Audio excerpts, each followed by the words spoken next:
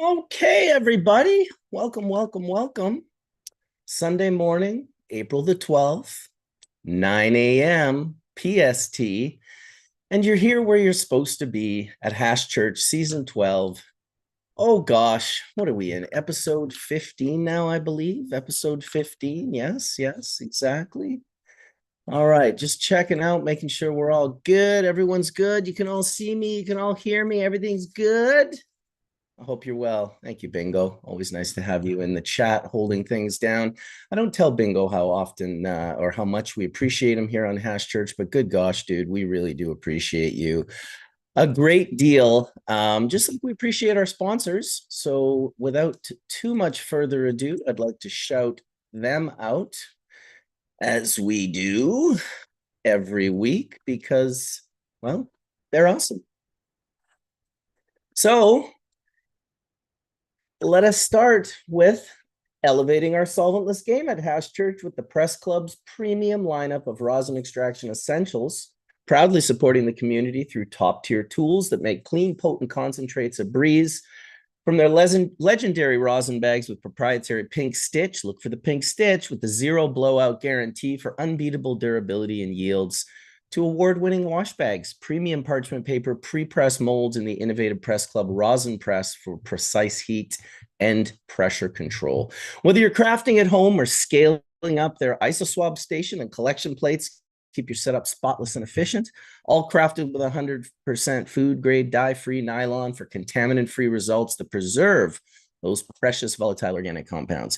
Join the Press Club in championing Hash Church by heading over to thepressclub.ca today and gear up for your next epic press.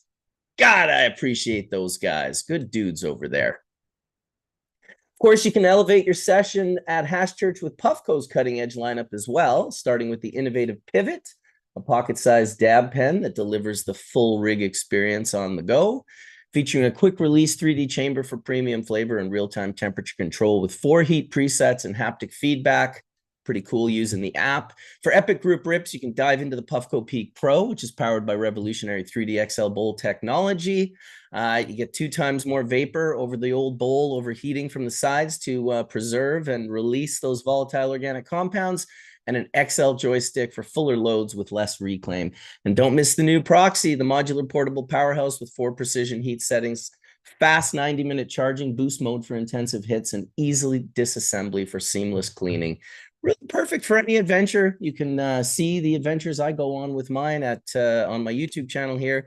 And of course, you can support Puffco's game-changing innovations by heading on over to www.puffco.com, or you can follow at Puffco on Instagram today. Good folks over there.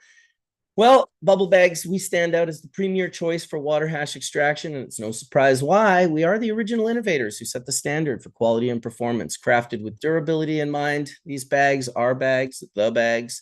They come with a lifetime warranty, ensuring you're covered for years of consistent use. The team behind Bubble Bag, that's me, and Rachel, takes pride in our pioneering legacy, back in every product with unwavering confidence and a commitment to excellence, making us a trusted go-to for enthusiasts and professionals alike seeking top-tier hash extraction results.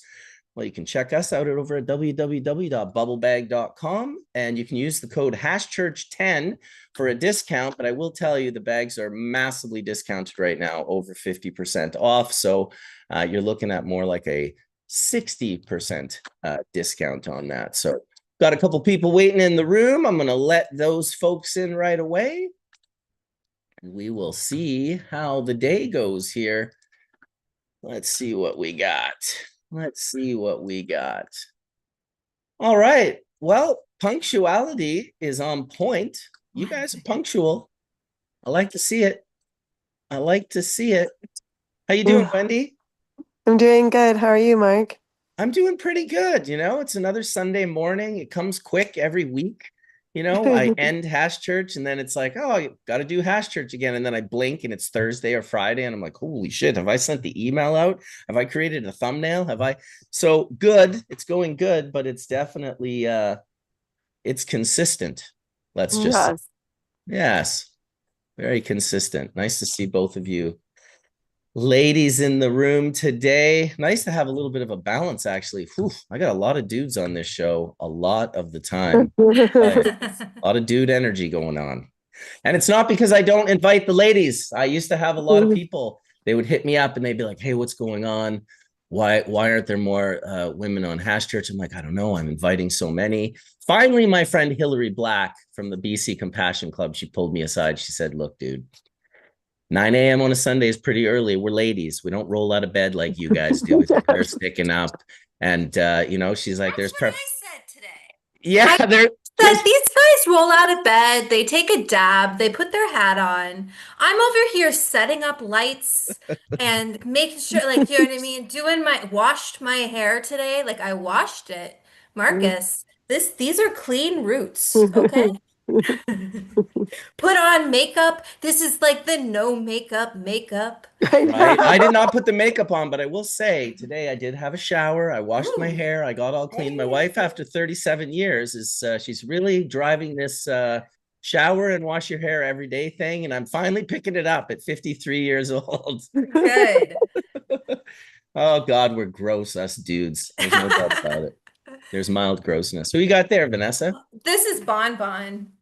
This is Oh, my little dog, Bon Bon. She had knee surgery and she's supposed to be like high as a kite right now. But I don't know, her tolerance is super high because she's on trazodone, she's on gabapentin or some other like nerve pain reliever, and she's mhm. like, let's play fetch, let's She does go. not look like she's high at all. At all. And I'm like, I don't want to up the dose too. Like, I'm not a vet, I'm not trying to No, I know. guinea pig my dog, but I'm like, you're supposed to be like chill right now. And she's not. Speaking of guinea pigging your dog, I had a little dog, great little dog. His name was Oreo. We had him for about 13 years. He was a little like Shih Tzu crossed with a toy poodle. So he was really small, but he was wild. In his mind, he was much bigger than he was. I used to pull up into my neighborhood off the highway, and as There I you go. pulled onto my street, I'd open the door and he'd jump out of my truck and then he'd run next to my truck straight up a mountain for about 3 minutes, running like 23, 24 kilometers an hour, whatever, 15 miles an hour. And Oreo ended up getting, he had a tumor in his bladder. So, I mean, it was not hard to figure out. He was taking peas and they were like the size of like a 25-cent piece, it was like 20 drops or whatever. And I was like, Not a loony. this is like not a loony, like a quarter. And so I took him into the vet and they were just like, he's got a tumor. It's taking up 95% of his bladder. Like, he's done, palliative care kind of thing. So I came home and I was just like, I just wasn't ready to say goodbye to my little buddy. And he was looking at me with this hopeful, and I was kind of like, God, I've been in the cannabis industry all my life. Everyone's like, oh, you can do this with cannabis. You can do that with cannabis. Oh, it'll shrink tumors. It's like, all right, let's put it to the test. And so I had some Rick Simpson oil. And let me tell you, first of all, dosing a small dog with Rick Simpson oil is very, very difficult. I was doing it out of love. Definitely got him too high a couple of times. Like, definitely got him too high a couple of times. Felt Oh no. absolutely sick about it. Oh But no. after about 2 to 3 weeks, when he started pissing out his tumor and he Ah, started like pissing out like full pisses, like he just like the tumor was like it was like he was eating a cheese grater. It was ew. just grating this thing up. Got rid of his tumor though.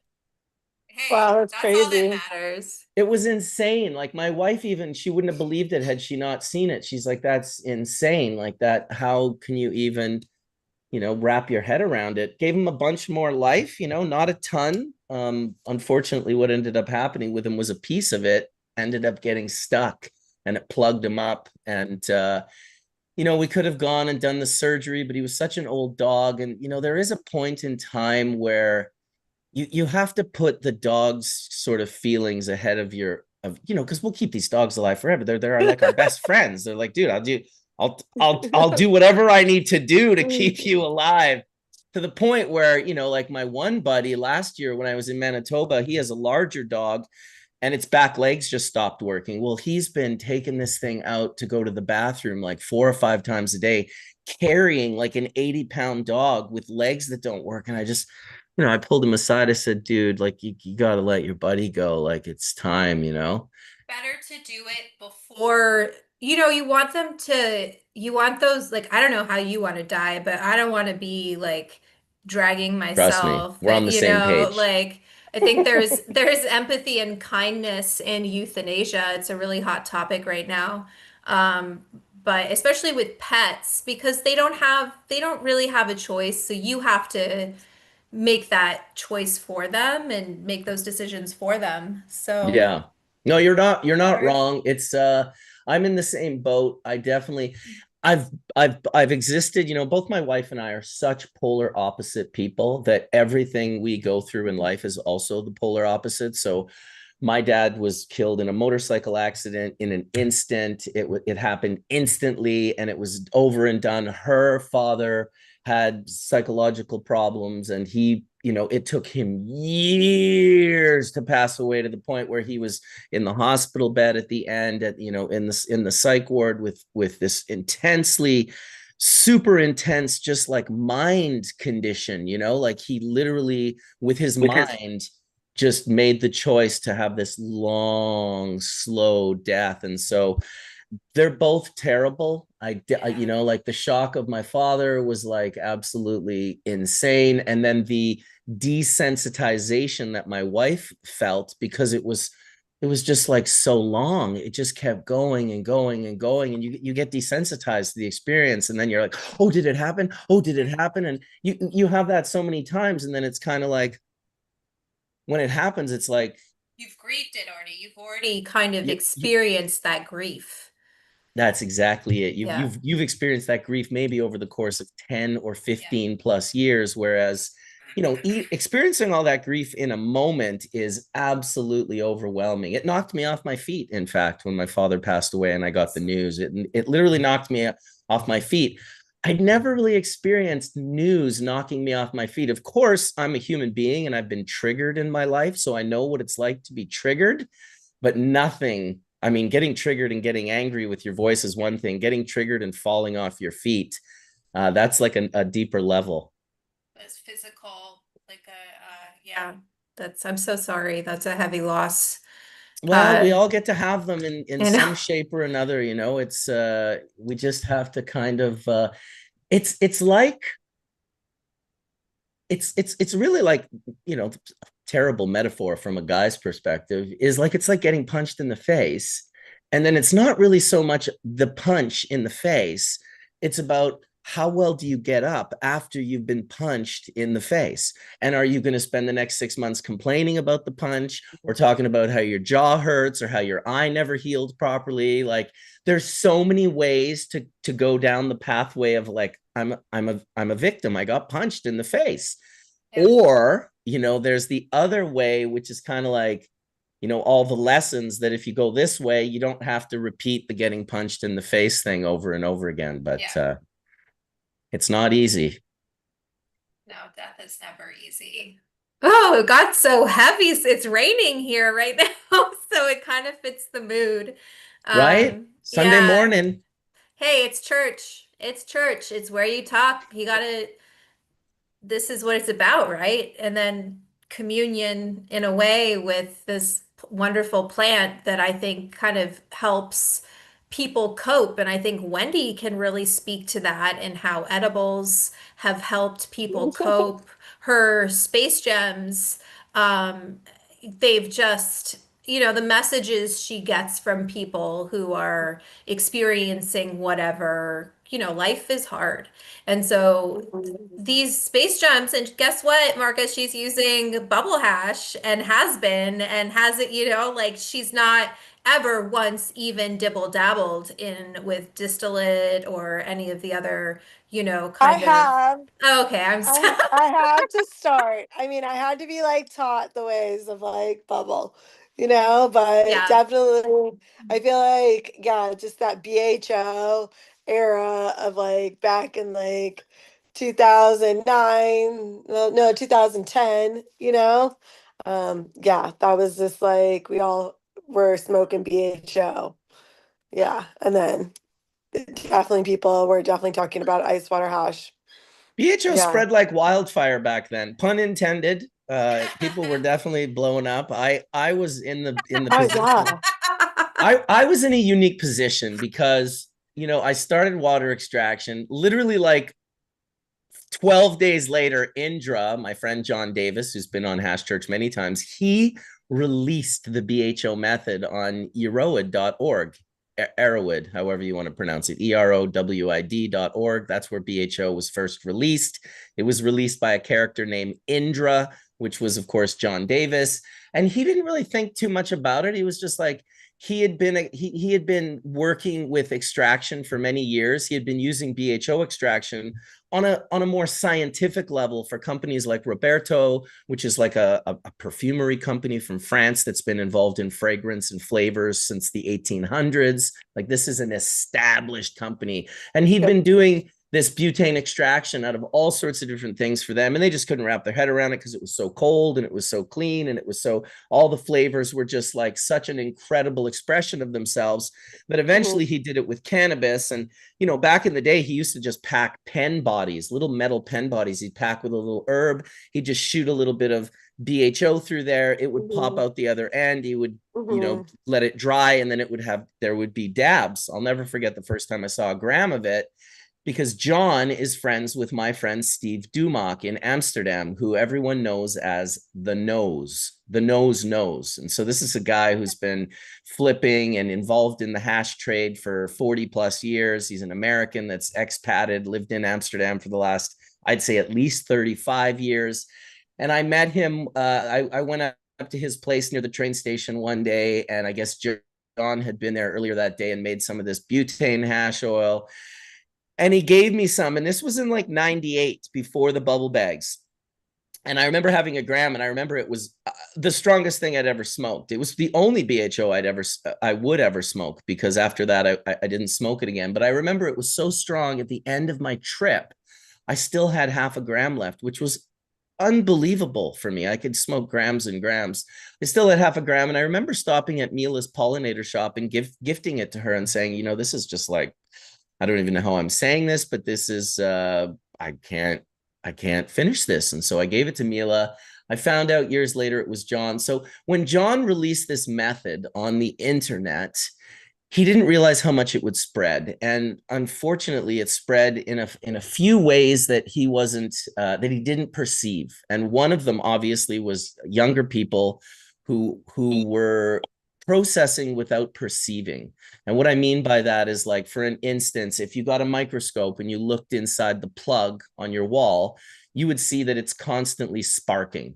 Like, it's just, there's like little sparks inside the plug in your wall. Well, that's enough to light up butane. So, but people didn't know that. They didn't realize your plug in the wall is Yeah. sparking.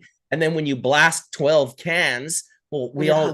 we also didn't know that butane is a heavy gas. It's heavier than oxygen, so it sinks. It does something called pooling. And now the other thing that we didn't know was how hot it burns when it's ignited. It flash burns at this super high temperature. So obviously people were having accidents where they were blowing up and blowing up homes and burning down houses and all sorts of terrible shit. And because I was the water hash guy, the people that had that experience, there was just this division that was created very strong between water hash and BHO. Yes. It was Yes. borderline It was vax and real though. non-vax. It was serious It was drama. real, but I'm like appreciative of it because I felt like the trend was BHO then. It You know was. what I mean? And because it was access. Yeah, we've all made bubble hash before, but we're like, this is like more potent. This is, Oh yeah. all things. This is like the new thing, like and humble, Yeah. and it was easier to smoke, because of the glass Yep. pieces and stuff. Yep. But then I feel like once Matt Rye started posting, and once I did like an event down in Garberville, I mean, I just think that what people said to me just like really got to me. The fact of like, how do you know this is all purged out? How do you know this, that? How do you know that this is not going to harm you? And then I'm Yeah. like, I don't really know. It says it on the internet, but there's a lot of things on the internet, Well, that's it. And so once Matt Rise like posted an actual test result of his bubble hash, I was like, wait, hold on. Your bubble hash is like 70%, and my BHO right now, I think it was 65. Right. You Yeah, know, and I exactly. was like, whoa, I could use this, pay a little more, but I could actually go to sleep at night just knowing it's ice, water, and cannabis rather than these heavy metals that I'm trying to say that won't harm you, that we have no idea that they will harm you, and all the exploding. Obviously, it also happened here in Humboldt pretty Well, heavily too. the exploding was a bad thing. Now, keep in mind, John, he's a pretty conscious individual. So what he learned eventually was, now keep in mind, his BHO unit was in Kansas. It fit like 2,000 kilos of material.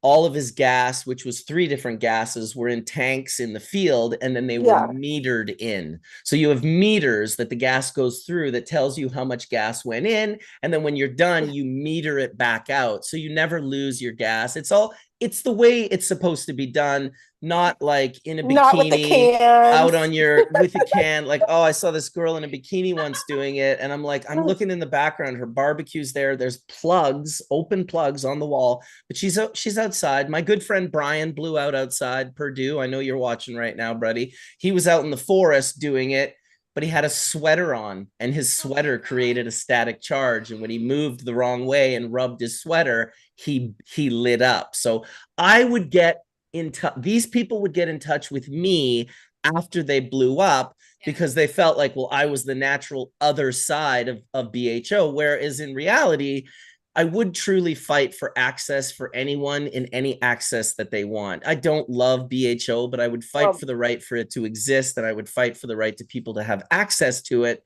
because I know that my ego of what I like and don't like doesn't represent the entire planet of people. So I can wrap my head around that. The other crazy thing was, he's using like N-butane and like extremely like gases that have already been cleaned, but then that he's also, running through a still and basically getting anything Collecting. out of this gas that's possibly there. So the ethyl mercaptine was another big deal. The rotten egg smell, right? Butane's an odorless yeah. gas. They got to put it into the gas in order to move it around in cities. And he started telling me about ethyl mercaptine. John reached out to me because no one was listening to him. They were like, "Oh fuck, shut up, you old man. You're just trying to ruin our party." And he's just like, "Holy fuck, I'm poisoning like thousands of people." Ethyl mercaptine is a cumulative in the body, and it affects the central nervous system. And all you have to do is look up accumulative poison and central nervous system, and you'll learn about just how bad that is in the long run. And you think of, how many people were smoking it. So I am so grateful that today we have people who have been making it for a long enough time, who understand the safety precautions and the proper SOPs, who work in a class 1 div 1 room that's explosion proof. All of those things to me are super essential for BHO. I'm super happy that that all exists, and that the majority of people these days that seem to be doing the process are doing it in the right way. And it is popular. So, who am I to sort of, piss on that parade? That being said, I've just been a solventless guy for the last like almost 30 years. So I love the idea that you're making your edibles using bubble hash. That is that's the way to go in my opinion, for sure. Yeah, I think it helps me better to like sleep at night, and I really like the delivery method of like bubble hash just in the body too. I think just the high. I mean, a lot of people say that BHO is like the best, for the terpenes and the Mm-hmm. flavonoids and everything, but I just like don't think so. I really do think it's bubble hash. You know, yeah, that's what you're capturing and putting into your body and how your body responds to it. Well, one thing we know for sure, that bubble hash is pulling out polar, non-polar, and semi-polar components. And solvents that are polar only pull Yeah. out polar components, and Right. solvents that are semi-polar only pull. So the solvents, are pulling out, components that are related to their polarity, whereas the bubble and the dry sift methods are pulling out everything, all of it.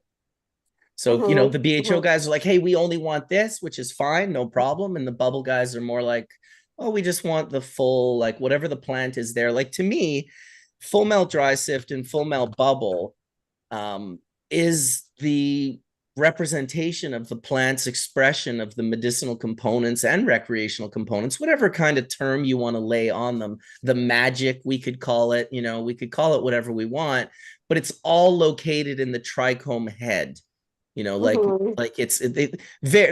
been, oh, well, we found these triterpenes in the roots, or we found the, I'm not saying there's not microscopic little things throughout the plant that could be beneficial, but when it comes to the smoking relationship and the consumption relationship that we have with edibles in particular, this is the consumption of phytocannabinoids and volatile organic compounds. It's not the consumptions of the fats and the lipids and the other components that are found in the plant. We know, I know that personally, because years ago, I literally painstakingly took the plant apart microscopically with like tweezers, and I isolated all the different components, and then I took bong rips of each one of them. It was just a straight bioassay. Oh, look at you with your little proxy core there. I know. Look at you guys with your little proxy cores. Now I gotta go get some space jams. Oh my goodness. It's so good for travel. Can I just say, like, just a little boop on the go. I love it. Well, you know what? I used to have this one for travel, but I gotta say, like, this one I lose and misplace. Yeah. And this one is it's just the perfect thickness that when I put it in my pocket, it doesn't feel like a rock. But when I go to look for it, I have no problem finding it. I spent the day on the mountain with this thing yesterday on Blackcomb Mountain, puffing it, sharing it with a bunch of people. And it hits. It hits, dude. Oh my God. How many hits do you get per battery charge? A lot. I mean, honestly, a lot is right. I didn't charge it. I usually charge it 100% on the mountain. I had it on the mountain yesterday. It was at 41% when I finally went up the mountain, and it didn't run out. In fact, it didn't run out since yesterday, and I still have it going. But she's not wrong.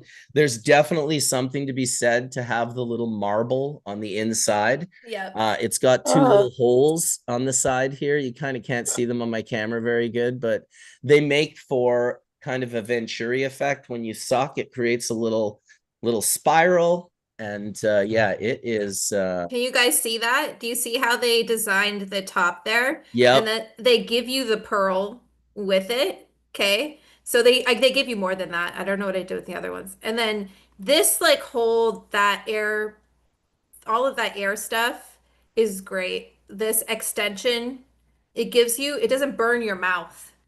Right? I've heard a lot of people say, oh, it's hot on my mouth. It's like, okay, well, listen, first of all, there's different ways to hit different pipes. You can't hit this pipe like, you want to reduce with your mouth and really kind of pull it in a slower fashion. Now, once it's hit 1 or 2 or 3 times, I find the first hit of this to be almost pure terpenes. I like to hit it when it's at like 250 climbing, and I'll just take a little hit, and it's just like almost like pure terpenes. And then I'll let it heat up a little bit, and then I'll do these, I don't even know how to explain it, but almost like sucking on a milkshake with a smaller straw versus a big hole where you're like, it's a great analogy. Do you know what I mean? Because a thick milkshake, not like a watery, like a thick milkshake. Like yeah. I don't know what that would be in Canada. Like a I don't either. Funny enough, like back in the day, I will say the city that I grew up with is very ice cream friendly. And the people are definitely representative of that. Kind of the Midwest, we got big people in Manitoba. We grow them big there. We got ice cream stores on every corner. But I can't think. I mean, when you said a thick milkshake, I pictured them at like the Dairy Queen. Yes, I was gonna say the DQ. Blizzard. But that's the Blizzard. But that's the Blizzard. That's right. I don't think you could suck that up a straw. But... You gotta eat it with a spoon. That's right. You got to eat it with the spoon. Exactly. Well, I think I'm going to light myself up a little bowl here now that the party started. I bumped into a friend on the mountain yesterday, and I hadn't seen him in months.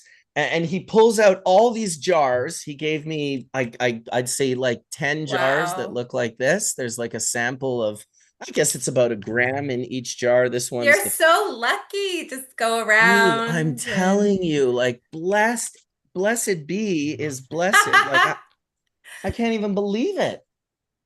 That's how Wendy is too. She kind of moves around and people are like, here you go. It's always fun to go with her to places. Is she the one that brought you the saucer gift? Oh Yes. my God, the giant jar. Okay, so you might I also should be eat on the one right list. now, right? Oh my gosh. Let me get Oh one my one God, second. Let this me get girl's my Oh a my God, jar. this is how hardcore. we're starting our You Sunday. I guys gotta are, sign my taxes. You know what I mean? Well, listen, if you're dude. gonna do your taxes, you'd better frickin' do it on a saucer. Okay, wait, I gotta record it, Marcus. So that's not Everything a is small content. thing. This is 100 milligrams. Hey, time out. I'm gonna pin you. She's a genius. And so, are Oh. those breaks? Like, can you cut that in that You way? can, if you want Yeah. to cut it into 10 milligram pieces, you can. 10 or But 20? let's not do math right now, Marcus. Okay, we're going to So say you can do 10. 10. They're But that's 10. They're 10. 100, right? Yes, Yes. it's 100 milligrams. Yes. Okay, because It's it looked it like was there were 5 really, sections. really hard to make. So it's like you gotta think about it. It's like 0.18 bubble hash in each one. You know what I Oh mean? my And it's like a God. 9-gram gummy. It's like a really small gummy, you Yep. know? It's hard. And you have to make it Okay. taste good. I can't I'm believe gonna you're Because gonna this is gobble down this is 100 what I milligrams. do, okay? Ready? I've watched this. You're gonna see it live. 100 milligrams down the hatch. hash church. This Jesus Christ. I'm on Hash Church. That's hardcore. Let me tell you, I took a 10 last night and I can still feel it today. Mm-mm-mm. Oh my God, I took a flying saucer on Friday because I don't usually take whole ones. She looks so cute. Little face. Just eating Um, 100 milligrams. yeah, and she can just like down it and like I am like 5 milligrams. I'm not doing any smoking or I'm just trying just to do edibles. So this is I Really? And think what's lemon. So cheers. what's behind that? It's just a health thing. You're kind of, it's something you're trying. You don't want to smoke or vaporize. What's your mindset? Mm. Well, excuse me, I just chewed. My whole thing is like I started Space Jam, obviously with BHO, as we just talked about, dabbing all the time, and I love dabbing. I feel like that was a huge part of like just consumption, but I also felt like I was going overboard and becoming a little lazy, and just like dabbing all the time. Like I would dab to do payroll. Everything was like a task. You know what I mean? And then I'm like, I just can't, this like, it's not, there's no end to this. You know what I mean? It's not like one day I'm gonna be like, yes, payroll, or yes, like emails, I was like, I gotta change this up. So me changing it up was like, all right, I'm gonna try this, and just like, and I've never been a person to just go straightly on edibles. And so I think people like ask if my dose goes up, if this or that, or whatever people come up with and say to me about edibles. I want to be able to like respond in a way. Actually, that doesn't happen. People think their dose goes up. Like my dose really hasn't went up that much. Like I've like eaten 10 milligrams and been like super high, staring into the abyss. I've eaten 100 milligrams and I actually puked. Oh yeah. Whoa. Like, You didn't Yeah. eat a no, hundred. You didn't eat 100 right now, did you? no, I only ate Okay, 5. good. I eat those. Those are my bedtime little sweet treat before I go to sleep, is I eat the little mini gems before bed. I just like that 11 hydroxy lasts so long. Yeah. And For so real. I find myself smoking less, which, I love to smoke. I love it. I don't know, it's like being a dragon or something. And also just like tasting, it's so nice to taste the different strains and then feel those effects so quickly. Whereas edibles, I won't really feel, you'll get to see this because hash church is like real church in that it's long, I was kind of surprised the first time. I was like, oh my goodness. Oh, my battery was not. Oh shoot, I gotta make sure my computer is plugged in. One second. My bad. Bye, bye, My I've been computer, yeah. just eats 100 milligrams, suddenly has to start troubleshooting My computers and computer. That is literally, you should see my setup. Oh yeah, I see what happened here. You should see my setup for my live streams. And I'm like cooking and doing all of this like kind of dangerous sorry, I'm away from my mic. It's kind of dangerous stuff when I'm cooking live. And I'll eat her gummies and just kind of go. It calms my brain down. I don't know how to Mhm. explain it. Like it just I can breathe. I get an appetite. I love that. I get Yeah. excited to eat food. So after this, it's like I'll go and eat a bunch of food. And yeah, edibles are And just when you fun. get like I hear people kind of say it all the time, they get like the munchies or whatever. I do as well, but I like crave good food. And I Yeah. suspect that's part of just my lifestyle or whatever. I remember when I was younger and my friends would get drunk. I never did that myself, but they all really liked it. And they would like, I want greasy, like they would crave nasty, shitty food. Yeah, because you want to soak up the alcohol. Like you just feel so. You remember if you learned about the Krebs cycle and what alcohol does to your body because you are dehydrated and so you can't properly perform the Krebs cycle. Anyway, this is some high school shit. Right. But cannabis doesn't do that to you, right? Like you should one thing you should try to do is stay hydrated like when you're eating edibles is like remember to drink water just in general we Mhm. should stay Yeah, hydrated. we should stay hydrated just in general for life. Yeah, it's like I'm For not, like, like we forget to drink water. But and also when you're drinking alcohol, like if you do, you want to stay hydrated. But like the food, it serves a different purpose. With cannabis, it like opens up um, your senses, right? So when you go to eat food, everything just tastes so much better. Like when I was in Thailand, that's what they said. Hey, our ancestors would put cannabis in food because it would make it taste better. It would make you want to eat more.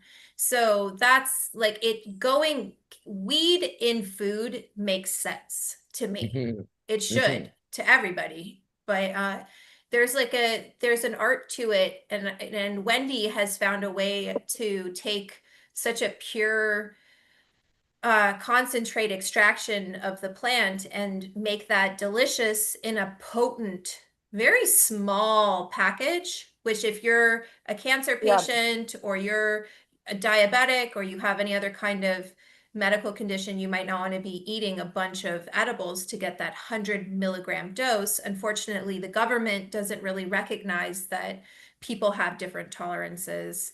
I mean, they do. There's the medical program, but not worth it for yeah. it's not worth it for manufacturers, right, Wendy? Because it's like additional Well, steps. it's not additional steps at this moment for the state of California. There's different rules with it. Um, that like it couldn't be a gummy. It had to be like a tincture or Right, something else. right. It could be in rosin, but yeah, yeah. I know. We should really I know, like someone said it to me the other day. They were like, I'm just doing this edible thing and not smoking because my lungs, because I'm like 50 years old and I'm working Yeah. out and like excuse me, I'm having issues like running. And he's like, yeah, this guy, actually my hash maker, Jacob from Have Hash, he's like, he passed me a joint. And he's like, nope, I'm just doing edibles. And he's like, well, you can't run off the sugar. The sugar is bad for you. You can't just do edibles. And he's like, dude, I can run off the sugar. It's organic sugar, but I can't get the stuff out of my lungs, like the tar and all that stuff. I think that's very interesting. Hmm. Yeah, it's for sure. I'm a unique case because I stopped smoking about 30 years ago. My poor wife was living in a cloud. I was Oh smoking like no. Oh, like, were you 40. smoking cigarettes or No, I was smoking like Joints. 40 to 50 grams of joints a day. Yeah, Yeah, me too. I So used it to was, smoke it a was lot of yeah, like joints. 5-gram joints or whatever. Yeah. Like they were yeah, just big and they were always, when you're burning big joints too, you're not exactly like smoking the whole thing. It's in your hand and it's just yeah, burning Walking sort of around. Rasta style. You're walking yeah. around. She didn't smoke at all, still So doesn't. funny, Rasta And style. so when I started making bubble and it was like melty, really, I didn't even realize it, but that's when I started vaporizing. I was hitting it on a screen, wafting the flame over it. I'd get it to boil and hit these Yeah. beautiful, flavorful hits. Eventually, that would turn into dabbing and vaporizing. So for 30 years, 28 plus years, I didn't smoke at all. Now, I will say this.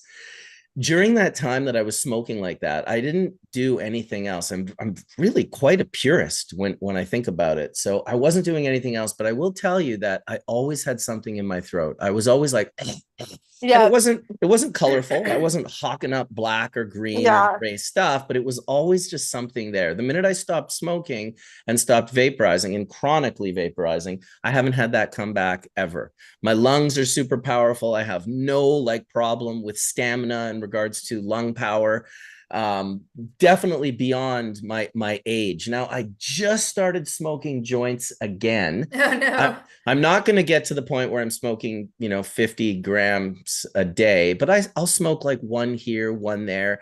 And I've got to the point where it's quite enjoyable. It's not, I don't feel like it's affecting my throat in a negative way. It's not hot and burny or any of that stuff. Plus, I'm a lot smarter, when you go back and you think like, I mean, here's a perfect example. For the longest time, that when the legal market happened in Canada, they started saying, "Oh, you have to be so careful because the black market cannabis is dangerous." And then people are like, "What are you talking about, dude? We've been smoking black market cannabis for like 50 years. Like it's not dangerous."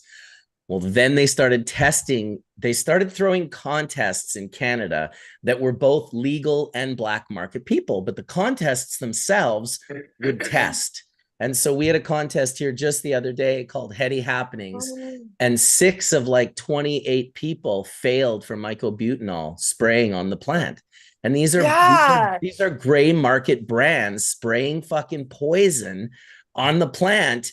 You got to What? think like smoking that is really not an ideal situation. It's one thing if you're smoking your No. organic flower grown in your backyard. It's quite another to smoke something that someone has sprayed, something that wasn't designed to A, be burned, and then B, be inhaled into your lungs, Mm-hmm. A lot of these things are Mm-hmm. tested for food.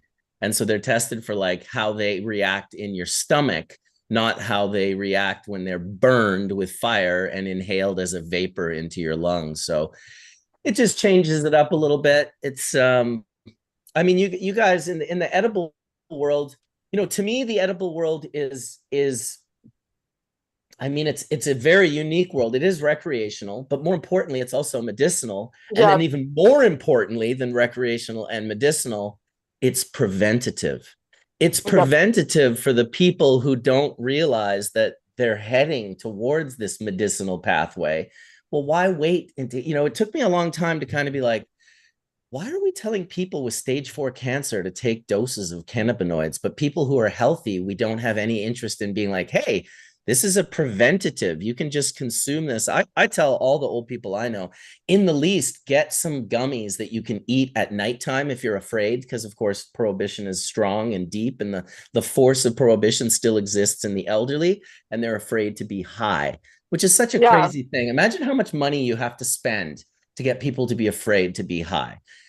It's the most like, That it's is like, so true. I like people, the things that people say to me all the time. Like they are so afraid, but they don't terrified, mind taking a drink. You know terrified. what I mean? And like, just like, how is that not like you're Listen, getting it's drunk? They're it's a like, crime yeah, against humanity, Wendy, and I'll give you a perfect it is. example. It My is. uncle, my uncle got cancer, a very bad cancer. My cousins were like, "Can you send him out your magical oil?" So I get in touch with Horatio Delbert, who was a good friend of ours and a Hash Church alumni. He was the guy using D-limonene to extract resin from cannabis. So he was the one that figured out early on that terpenes are hydrocarbons, just like butane and Mhm. propane, and you can Yeah. extract cannabinoids and volatile organic compounds using said terpenes. So he was the D-limonene guy. He made 60 grams of the most beautiful D-limonene oil. I sent it to my uncle. My uncle's a good old boy, kick shitter, shit kicker, like worked for the cigarette company, Wilson Morris or whatever, Phillips Morris, beer drinker, steak eater, just a good old boy kind of thing. Great guy, terrified of getting high. So terrified, in fact, that when I sent it to him, and you keep in mind too, with cannabis, we're always, behind the BFI can, metaphorically smoking out behind the store. We never get to tell our loved ones until they're fucking dying of stage 4 cancer. That's when we Yeah. get to give it to them, which Yeah. is like, holy shit, talk about like the last minute of the Yeah. last hour of the last, everything. And so he gets this. And at that point, when you're stage 4 and you're that sick and you've got cancer ravaging your body, do you think 5 milligrams a night is going to help? Like, obviously, probably not. Like, these are getting into larger doses. And so he was afraid and he sent me the oil back. I took that oil and sent it to my old partner, Martin from Manitoba Harvest, the hemp company. His mother-in-law, Elsie, had metastatic bone, brain, and liver cancer. It was like a death sentence, total death sentence. She's got like 8 grandkids. She's got a like she's got the most amazing, beautiful family. My partner Martin and his wife Tara had 8 beautiful children. Gaia, their first, now has his own. They're just an unbelievable family. Elsie gets sick. I send the oil to Elsie. Elsie's also afraid to get high. In fact, I was surprised because they're quite staunch and Christian, and I wasn't quite sure she was going to eat it. She took a gram the first day. Was in a coma for 36 hours. She wakes up out of the coma. She takes another gram. She does it every day for 60 days. She eats a gram of cannabinoids every single day, puts all of her cancer into remission. She's still alive today, Wow. 8 years later. My uncle died 7 months later. So Wow. my uncle died because prohibition made him afraid to get high. And here was his fear. He was fearful that he was lose his faculties. He was fearful that he would embarrass himself and say things that he didn't want to. And in the end, he Oh my God. literally became that. He had full-blown psychosis. He was screaming horrible, terrible things. He got into a psychotic state of mind where he was just right at the end of his life. And his biggest fear from not taking the cannabis ended up happening, on Dilaudid and all the other drugs they give to you. So it truly is a crime against humanity to convince people that this isn't an option. I never tell people, oh, you shouldn't take chemotherapy. Like, I'm not a doctor. I don't tell people that they shouldn't do anything. What I do tell people is that it's something you should definitely look at and do some research on. And it seems to me like maybe a better idea, at least initially, than say removing parts of your body or poisoning yourself with chemotherapy. These are extreme.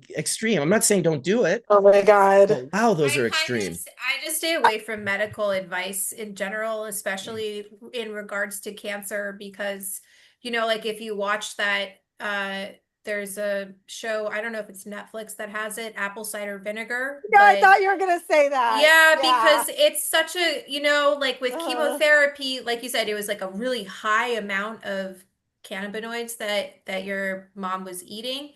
And we just need more research. We need more of the medical community that's willing to find a way to work with the science that we do have. Like with breast cancer, I have a friend who refused to get any kind of treatment. She was trying to cure it with like ayahuasca and like eating healthy and all of these other alternative, like the apple cider vinegar, and she died.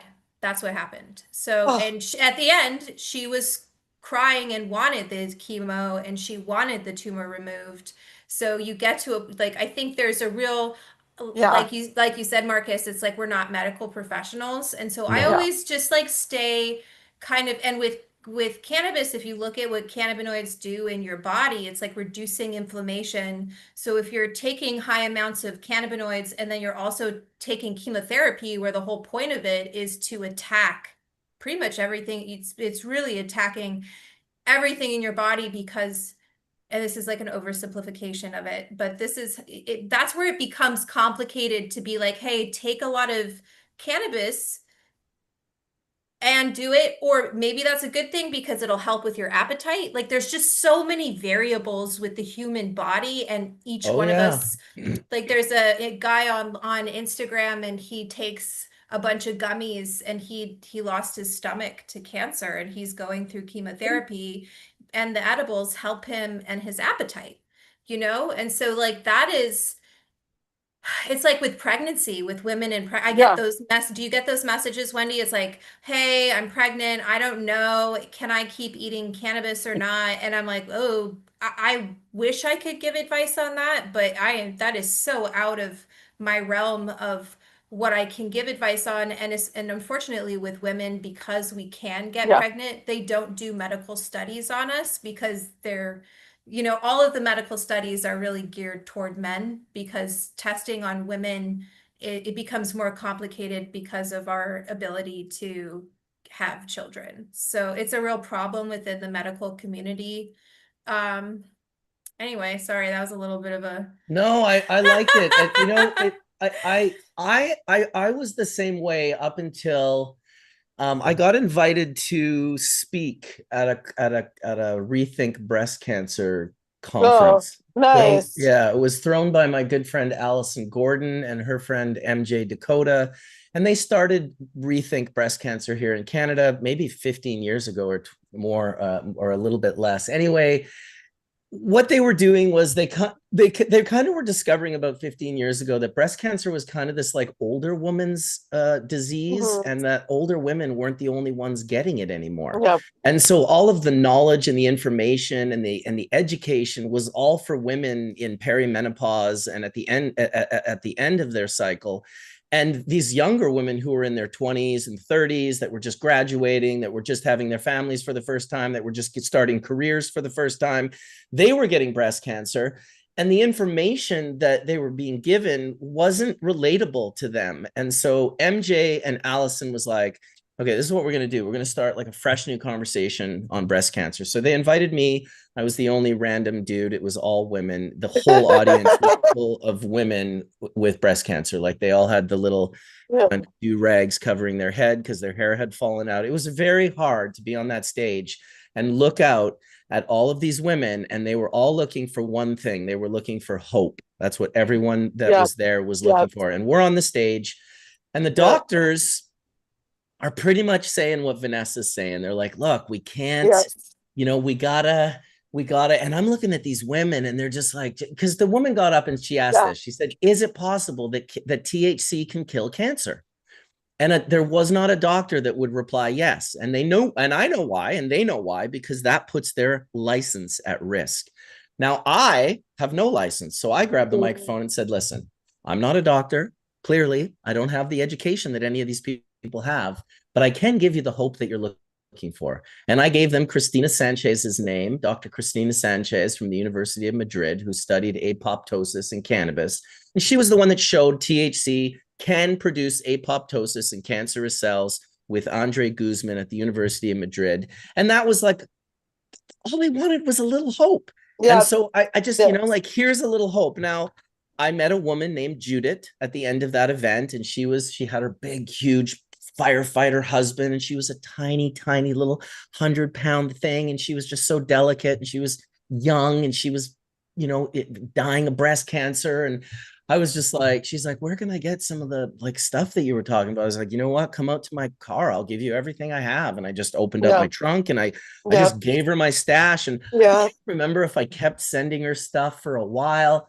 But Allison pulled me aside. She said, Mark, like, I get it. You're hopeful, but you don't Yeah. understand. These women are all dying. Like they die. They all die, Yeah. Mark. She's seen Yeah. so many of them die, and she's sensitive to it. And she doesn't really realize Yeah. she's kind of like hope crushing me right now. And I'm like, I won't accept your hope crush. I'm going to hope for these women. Anyway, it's been 10 or 15 years and Judith is still alive. She put her That's breast cancer into full remission using cannabis. So it doesn't mean that you can do it, that everyone can do it, yeah. but Yeah. it's a tool in your It's quiver, and it, if you will, of your medical quiver. And all of these things are tools in your quiver. You should be yeah. able to look into them as you will and do them. Like for me, I tell people use cannabis as a preventative, so you don't have to get to a point where you maybe have like a stage 4 disease of some sort, and you get into this situation. Here in Canada, the group Health Canada that says cannabis is a medicine also makes a statement that says we don't believe cannabis is a medicine. We force their hand by proving in court that it's a medicine. So that's how we got federal legalization here in Canada. But on the side, Health Canada, which is basically like our FDA, says, well, we don't really believe that cannabis has any medical attributes. So we're still fighting a stubbornness that is It's, you know what, I wish Dr. David Allen was on the show right now, because he's a retired cardiac thoracic surgeon, and what he says about cannabis is even next level. He's talking about it like it's a essential nutrient for the body. He's talking about it like it's an antibiotic. He's talking about A heart doctor? a heart surgeon. He's That shown. is so wild, because if you look at UCSF and their medical studies that come out, it's always, and like listen, I'm skeptical when I see these things coming from UCSF. It's always about how cannabis is detrimental to your heart. I And know. I've been like, like, you look at how they do the study. I I'm not, experienced enough to know, is that a large enough sample population to really say that it does have a detrimental impact to your heart. My heart, it's like, you can't be like, my heart is great, so, and I smoke a lot of weed, so there's no Mhm. problem there. So I'd Yeah. really love to hear how he would explain those studies, and like how to do a better study in the future to kind of counter it, you know? That's Yeah. my whole point is, my whole everything is more research, more data, Yeah. more. Yeah. We have lived in like a silo of not being only. Mississippi is the only place that you can get cannabis from to do testing for in the United States, if you're a lab, right? So that's a very, like, I don't know what the weed is like in Mississippi, but just to like explain why legalization, or in the United States, we're trying to reschedule. I won't say his name, but he was talking about rescheduling to Schedule 3. Still waiting to see what's happening with that. I've been listening to Representative AOC talk about, how can we say that there's no medical benefit to cannabis? It's absolutely Well, and the perfect ridiculous. example is what you asked. Like, how can they come out and say all this about? Well, they have patents. The U.S. government has patents on Yeah, they already have showing patents. Yeah, how totally. beneficial. Yeah. So we go over these patents. I Yeah. have a show with Dr. Allen called the Cannabis Journal Club. In volume 11, we went over cannabis for open heart surgery and how it Yeah. reduces an ischemic infarction, which is like when you get heart surgery and they put a shunt in your heart. Yeah, yeah. There's all sorts of shit that happens from that. And so the shit that happens from that, which is like neurodegenerative diseases, all sorts of crazy shit that can happen from that. And having just taken cannabis prior to the surgery can reduce this by about 66%. They have That a is so patent. incredible. The US government has the patent that shows pictures of the heart, whereas the heart is like basically turning into like all this scar tissue. Had they taken cannabis prior to it, it's like 70% less scar tissue. And you have to understand, the scar tissue is dead tissue. That's what Yeah, that yeah. is. That means a big chunk of your heart has died. And So the if you guys Wow. if you guys want yeah. to check it out, the show is called Cannabis Journal Clubs. It, for short, it's CJC. And we have about 12 or 13 volumes that I did with Dr. Allen. And listen, funny enough that you mentioned Mississippi, because that's where he lives.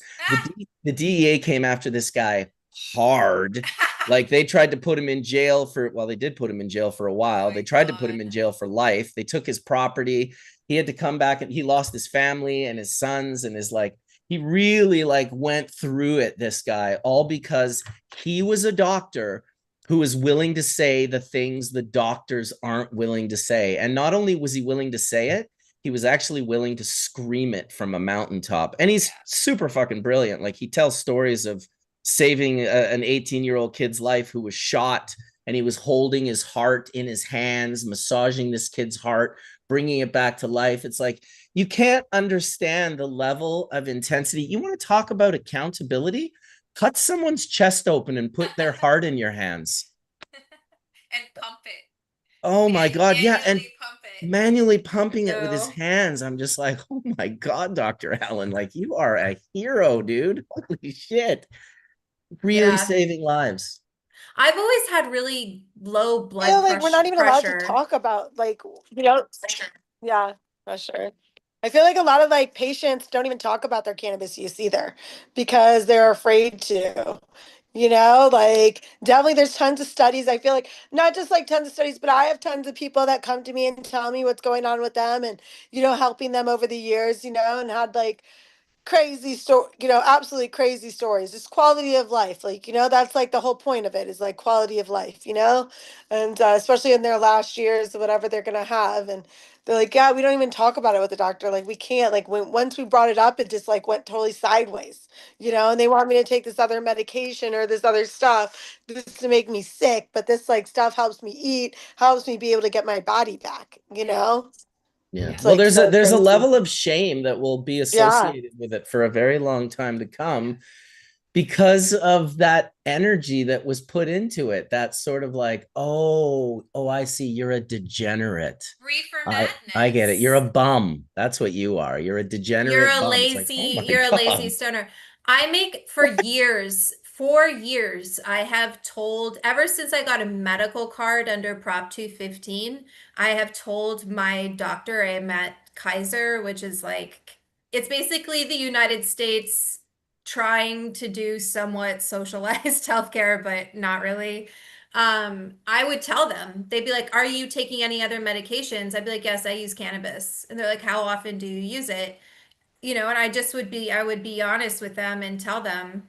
And I did it intentionally because if they were going to give me anything and there might be an adverse effect because of cannabis, Yeah, no, that's a true point. Yeah, like because like the they need to cannabinoids. know. They need to know. You need to be able Yeah, to tell them. But here's a perfect example. You go into the veterans hospital, you tell them that you use cannabis often. They put you into the addiction section, and now a whole host of drugs that yeah, used to be available to you are It's no gone. longer available to you because you acknowledge that you use cannabis and they put you over here when you yeah, were over here. And this is something I only just learned about recently, but this is kind of the big deal when it comes to the Schedule 3.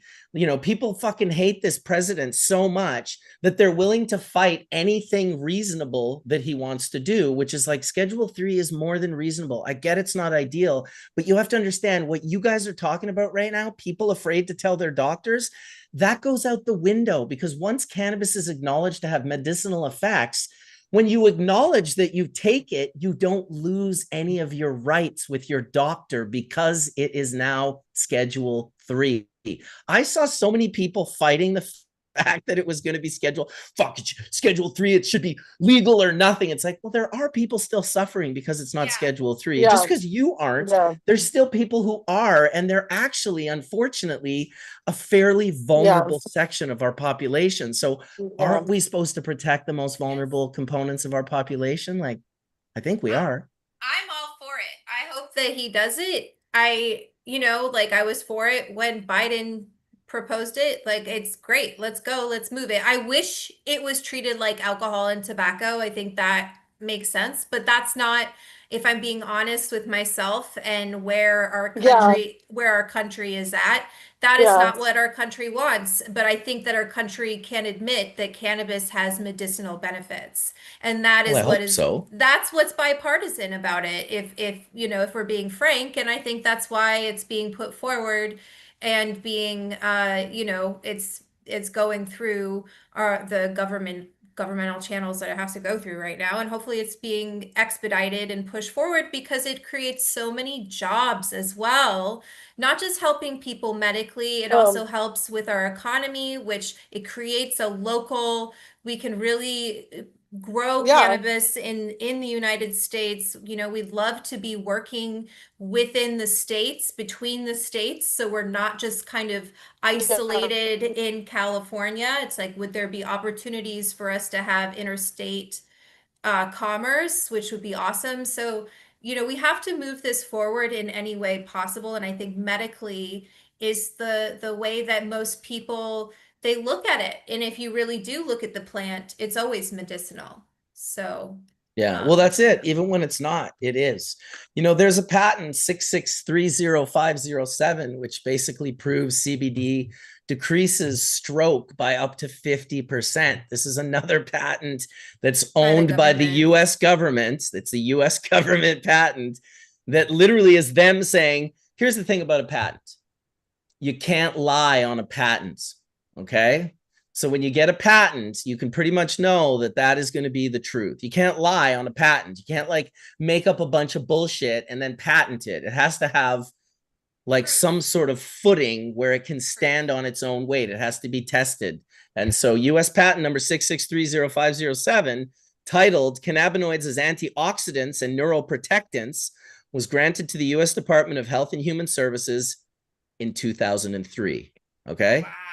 So that long ago. This patent highlights antioxidant properties. So cannabinoids have been identified as having antioxidant properties independent of MNDA receptor antagonism, making them potentially useful in treating a variety of oxidation-associated diseases. Those would be like the neuroprotective applications. The patent specifically notes the potential on cannabinoids in limiting neurological damage post-ischemic events, which is what I mentioned earlier in the other one, like a stroke, treating neurodegenerative diseases such as Alzheimer's, Parkinson's, and HIV, dementia. Non-psychoactive cannabinoids, it emphasizes the use of non-psychoactive cannabinoids like CBD, but also THC. So these patents exist. Would that be THCA, or would that, right? You said yeah, THC. well, it mentions it actually as THC. Okay. I'm sorry. I didn't mean to cut you off, but I was like excited there for a second. We're chatting. Yeah. Please cut me off. Cool. Yeah. Okay. That's great. Yeah, I feel like I've read that before. Oh my God, that's so wild to like reread it and to know that. I didn't know that about patents either. Whatever is on there is like proof. You cannot lie on a patent. Thank you for saying that too. Yeah. It's like it's why when you apply for a patent, it goes through this scrutiny, right? It's just like when you write a scientific paper, you can't just make a claim. People will have to refute your claim and you have to prove yourself. That's why, there's a difference between feelings and science. They're totally different things. We can feel a certain way and want it to be so, but it's not, that's not what makes things so. That's not proof. That is not proof, unfortunately. Yeah, or even like people's experiences. Which brings us full circle back to edibles. And one question that was brought up to me by someone who will also not be named, that was decarboxylation of hash in a fat. And I lab tested whether you can do that with flour. And then Wendy brought me some hash down from Humboldt, which was really nice. And so I lab tested that as well, looking at the decarboxylation rate over 3 hours in different oils. I did olive oil and MCT oil. And as I suspected, it just takes a really long time to decarboxylate hash once it's in a fat. Hi, Colin. Yes. I don't know if that's like the reasoning behind that. That is just what my data the lab tests have shown me. When I put it in the oven, get the oil to 245, same temperature I would decarboxylate. Everyone decarboxylates in the oven. And I put cold water hash into an oil, dissolve it, stirring it throughout the process. It takes a really long time. A lot longer than if I were to decarboxylate it separately. Like, Wendy, I don't know if you want to talk about your process, but like, these are things that we test, and I'm always testing because otherwise it's like, this feels stronger. No, this definitely works. And it's like, yes, you'll decarb a good amount of it, but if you're trying to decarboxylate all of it, like it upwards of 3 hours. And I'm like, I'm not doing that. It also kind of, when you heat oil, even at that lower temperature for that amount of time, it gets funky, like it gets. I was going to ask the smell. It gets a smell to it. It denatures the fat in a way. So anyway, just throwing that out there. I'm posting those lab results to my club, and So just to be clear, you're talking about the oil as a buffer, like decarbing in oil versus just decarbing the product not in an oil, much quicker, much more effective. And then putting it in the oil after it's decarboxylated, right? If you take hash and most people just put it in the oven, or I've tested sous vide, you can put it in a vacuum sealed bag and put it into water and do it very low. I've even don't hate Marcus, but sometimes people only have microwaves. So I also lab tested, can you do it in the microwave? And yes, it's like possible. Is it good for the terpenes? You Don't know, feel bad about using a microwave. Colin makes his terpenes using a yeah, microwave. it's a heating, it's a Thank At heating one you. point, Yes. I tool. have. At one It point, I did. You're not wrong, brother. it's a heating tool, you We've Yeah. know, moved on, and but I Dude, like but to give listen, people there's options. assumptions that are made. Look, when rosin Yeah. came out and we were pressing at 200 degrees Fahrenheit, Yeah, literally every BHO guy was like laughing. They were like, "Oh my God, they're just destroying everything." And it's like, yeah. it all tastes like burnt popcorn. I've still yet to taste burnt popcorn rosin. Like my rosin tastes heavenly and wonderful and delicious, but these are the assumptions that we make. Yeah. I think sometimes science turns to bro science, and it's not an accurate sort of level of science. So we got to be careful with that. Welcome, by the way, Colin. Thanks for showing up. How was Ava's lacrosse game? Did she win? yes, it was insane. So, Good for her. it's crazy how when you have a child who goes through life stages and you're like you get sucked into this stuff and you're like, oh, this is crazy. Like Yeah, how all old is these she little now? mic, she's 9. So So it's you're at like, 9-year-old lacrosse. dude, it's nuts. Yes, Awesome. it's wild. So good, it's cool. It's amazing to see young people develop, and yeah, I love her energy. So it's cool. Yeah, I Hell can't wait yeah, to dude. Well, good see for her. her. Glad she won. I was hoping. Yeah. So one thing I want to say is like I've noticed that too over the years, and I've always wondered why, and I've always looked into it, and it has something to do with CO2, and how that reacts and how that escapes. That's what Um, I thought too. It's like the oil kind of creates like a buffer in it, like it mhm. keeps it won't Guaranteed. let it release it, you know? Yeah, it regulates the CO2, and how that CO2, as it's being produced, how that yeah is released. So yeah, it's slower equals the longer set point, right?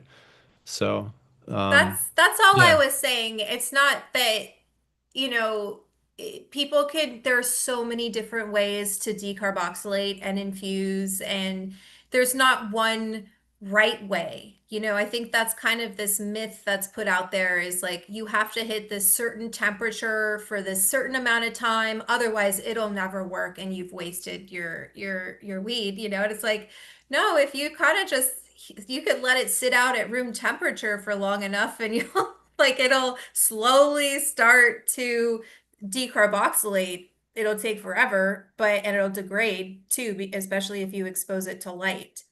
Um, Yeah. Decarboxylate into CBN. yeah. It takes a long time, though. It It takes It a does. really really does. long time. Yeah. We It make our does. own CBN, so with bubble hash. So yeah, just that Yeah. little game of it, like cooking it to the certain time. Yeah, everyone thinks Excellent. it's gonna Yeah. go there. And imagine more surface area and an open vac chamber. Maybe it could shorten times and help with stuff like that. And just thinking my process mind happens and things like that when I hear, it takes X amount of time, but it's just not, to your point, it's not feasible at scale, right? So No. we have to decarb the oil or the input material or whatever you're using, and then blend those back together. So it So doesn't have that rancid kind of vibe, right? So yeah. Hmm. yeah, they're using bubble. Wendy's using bubble hash to do her edible. So I'd love to hear a little bit Hmm. about that, like how you went from oil to bubble hash and kind of the differences in regards to the SOPs that you had to follow. Because they're definitely different products. And then really ideally, I'd love to hear about the different effects that you felt. Like, are you taking bubble hash and turning it into rosin? Or are you taking bubble hash and soaking it in, without giving away your SOPs or anything Oh that you don't yeah, want to talk no, about? I know. Are you gonna say soaking it in ethanol? Were you about to say that? No, Is that what you're? Okay, cool. I was no, like, because I see a lot of people like are like, no. I'm like, I would what I were was you gonna say talking? soaking it in a plant fat or something, but not Oh, okay, ethanol. cool. My vibes. That's my vibes. Totally. I know. Oh my God. I guess I'm piped up about it. That's what my research has been this weekend, so I should just shut up. But yeah, I started Space Jam in 2013. You know, I started because I was like a huge dabber. like I love dabbing. I love getting, I felt like bubble hash when I first did a first like flag of bubble hash. Like I feel like I was like talking to a wall. I got so high. You know what I mean? Like I like totally remember that.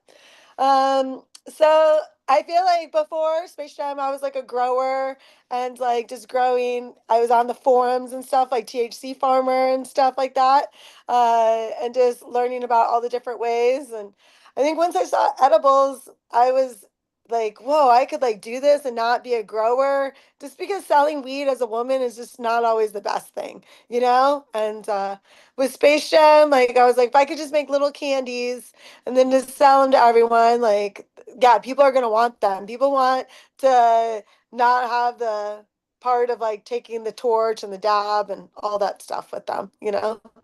Oh yeah. Um, It's a little bit much. Let's just be It's honest. like a little bit much. Yeah, just the packing. I was like, but a little edible is perfect. And I was a single mom, so I just, I couldn't really get a job. I don't know, just like all worked out. I guess I'm going in the whole story of it, Please but do. yeah, Yeah. I definitely first started with BHO. Definitely living in Humboldt. I feel very blessed because I'm like around cannabis like nonstop and, just all the different methods too. So we first used oil and like just the supply chain of it got to be like kind of crazy because the two guys that I was like getting it from, they were Southern Humboldt concentrate and they won the Amsterdam Cup for their Super Lemon OG and the BHO. And it was just hard. They were getting super popular. So just like getting the amount of it and as I'm like on Instagram, I noticed that Matt Rise just keeps like posting "fuck BHO," all the stuff. I would like get into it with him on the comments, like you don't know what you're talking about, but actually I didn't know what I was talking about. And then I started listening, and I realized that standing in front of Space Jam at like an event, and an old man asking me about what I know is if I know all the BHO is like out of it, all the butane is out. I was like, I don't really know. So, yeah, I guess I just started with bubble hash. It was definitely like a little learning curve. Made these like gummies. They're called Space Gems. They're little space drops. And when I sold them at the dispensary and said I changed everything with the bubble hash. I made all organic ingredients. Like went from like not dyes or like not, just like went more with my craft. That was basically in like 2015. So it took me like 2 years to get there, but yeah, we just like decarb the bubble hash and then we just decarb large amounts basically in an oven. And then we just weigh it as like for each what we're gonna make. You know what I mean? And then put it in to coconut oil. Not MCT oil either. It's like organic coconut oil. I think that that's like a big thing to say. Nice. It's interesting that you bring up Matt Rice multiple times. Yeah. I definitely sold him bags back in the day. And I remember when Matt first started coming around and he in the early days, and I've shouted him out before, Matt, myself, Nicotine, Frenchie Cannoli. In fact, Matt and Frenchie were both really, they Yeah. got on the map because of Yeah. Subcool. Without Subcool's materials, like that's what Matt was using all the time. Yes. That's what Frenchie was using it. And in Sub's defense, his fucking materials were incredible. Like Yeah. you couldn't not make great hash if you got your shit from Sub. He was just one of those anomalies. And it was the same thing with his seeds. He'd send me seeds. Oh, here, try this. It's the Cuvée, try this one. It's the Jack's Cleaner. Try this one. They were all just fucking fire. They always produce what I would call, like, if given to the right grower, a full melt genetic. They were like, in fact, I remember back in the day, I was going to start a seed company called Full Melt Genetics, and it was going to carry basically all of Subcool's seeds because they were such quality seeds. And so, between Matt and the fuck BHO, Mm. Nicotine Yeah. kind of going about it a little bit more, less punch me in the mouth and more I like I'm just know, trying to create definitely. a Yeah. community. So he created Yeah. the solventless, right? Yeah. There's his term right there, solventless. That's my solventless quiver, dry sift, bubble hash, and rosin. But so he started the solventless because, you know, and he told me this story many times. He's like, back in the day in Colorado, when everyone started dabbing, I guess around '08 or whenever it was dabbing was BHO. Yeah. And if someone said, "Hey, do you have dabs?" it was BHO. And he Yeah. was like, he didn't like that everyone was calling dabs BHO. And he was like, "No, but you can dab water hash. You can dab ice wax, bubble hash, whatever you want to call it." And so we had this, like, I'm the bubble hash guy, Matt's the ice wax guy, Yeah. Nicotese the solventless guy. In the end, I didn't really care because I was just selling everyone bags, whatever you want to call it kind of thing. But those guys definitely had an important part in popularizing quality because they had access to it. And so they were able to show this caliber of resin that, you know, you couldn't, your mouth would just water when you saw the pictures, when you saw the stuff. And it was, you know, Nicotine and Matt definitely went about it in a very different way. Like Nicotine wants to party. He wants to play the music and get everyone hopping. And Matt wants to get under your skin so badly that you just want to punch him in the mouth. Oh my God, when there's he does it. definitely moments. There's definitely like one of Well, those posts back in you the must day. have heard that he's been punched in the mouth multiple I mean, times. Like he would go to events and then it would be on the internet. Did you hear Matt Rise got knocked the fuck out? And I was like, oh boy, I here we go. know. I Oh, Matt. know. Oh, Matt. I still respect him for his part that he played in it. Now, you know, did I like how he went about it? Not necessarily. No. He caused me a lot of grief and angst. He would go on my sites and be a huge dick. And then I'd have to like kind of tell him, don't be a dick. And then he'd be mad at me. And I'd be like, dude, like, you just, you know, it's like we got to all sort of survive together. And I was learning at the same time. I remember going on the internet Yeah. and being a dick, like not to everyone, but you could be nice to 1,000 people. One person could poke your buttons and then you're a dick to that person. Well, that person is a Reddit expert. They're going to spend the next 7 years on Reddit destroying you and your brand. And I met that person like 6 or 7 times. I met the one guy, his name was Joe Petrie. I don't know if you know about this self-admitted rat in his book, The King of Nepal. But holy fuck, this guy wrote multiple articles about me and hilarious shit. Skunkman Sam, too. He wrote an article that Skunkman Sam created me, that the Bubble Man was a creation of Skunkman Sam, and how I ripped off the bag industry and how I'm selling. What did he call it? It was a great quote. It was cheap nylon at wedding dress prices, I think was his quote for the bubble bags. Cheap nylon for wedding day prices. This guy hated me so bad. In the end, I kind of got to thank him, which I've kind of thanked a lot of the people who've caused me problems in my life because I manifested them into my life to cause me those problems because those problems were an obstacle I had to get by. For example, Constable John Lowe, who pulled me over with 16 kgs and $6,000 cash and arrested me and charged me and busted me. That was the whole reason bubble bags got started. Thank you, John Lowe, for doing that. I didn't like you at the time, but I do appreciate you now. And it's the same thing for all of these other things. It's never really a blame. It's you learn from these experiences. Yeah. And Joe Petrie really, what he did was he wanted to get me in any way that he could. And I'll tell you how crazy humanity is. This is how fucking crazy it is. I'm at the Tokers Bowl in 2003. This is a Mark Emery event in Vancouver. He's spending like $200,000. I could not think of his name all week. Thank you, Mark Emery. Yeah, that I've was been his trying name. to talk about Very him. Okay, polar character. Holy Christ. You start Yeah. bringing up Mark Emery and I you don't really know, but I start just getting remember him into on the magazines. polarities. But he threw this event called the Tokers Bowl. And I had a booth at the Tokers Bowl. And it was a small little local event. And I went to the booth. And my good friend, Chris Bennett, who's like a cannabis historian. He's wrote a ton of books. He's an author. And so he represents empathy for authors. He comes up to me. He's like, look, dude, there's this guy. He wrote a book called King of Nepal, but he doesn't have anywhere to put it. Would you be willing to put it at your booth? And I was like, fuck, of course, dude. Like my booth is his booth is your booth. Like you can both put your books down, of course. So they ended up putting some books down and Joe ended up hanging out at my booth. And I actually had a really good time with him. He's an older, kind of rough, kind of, New York kind of guy.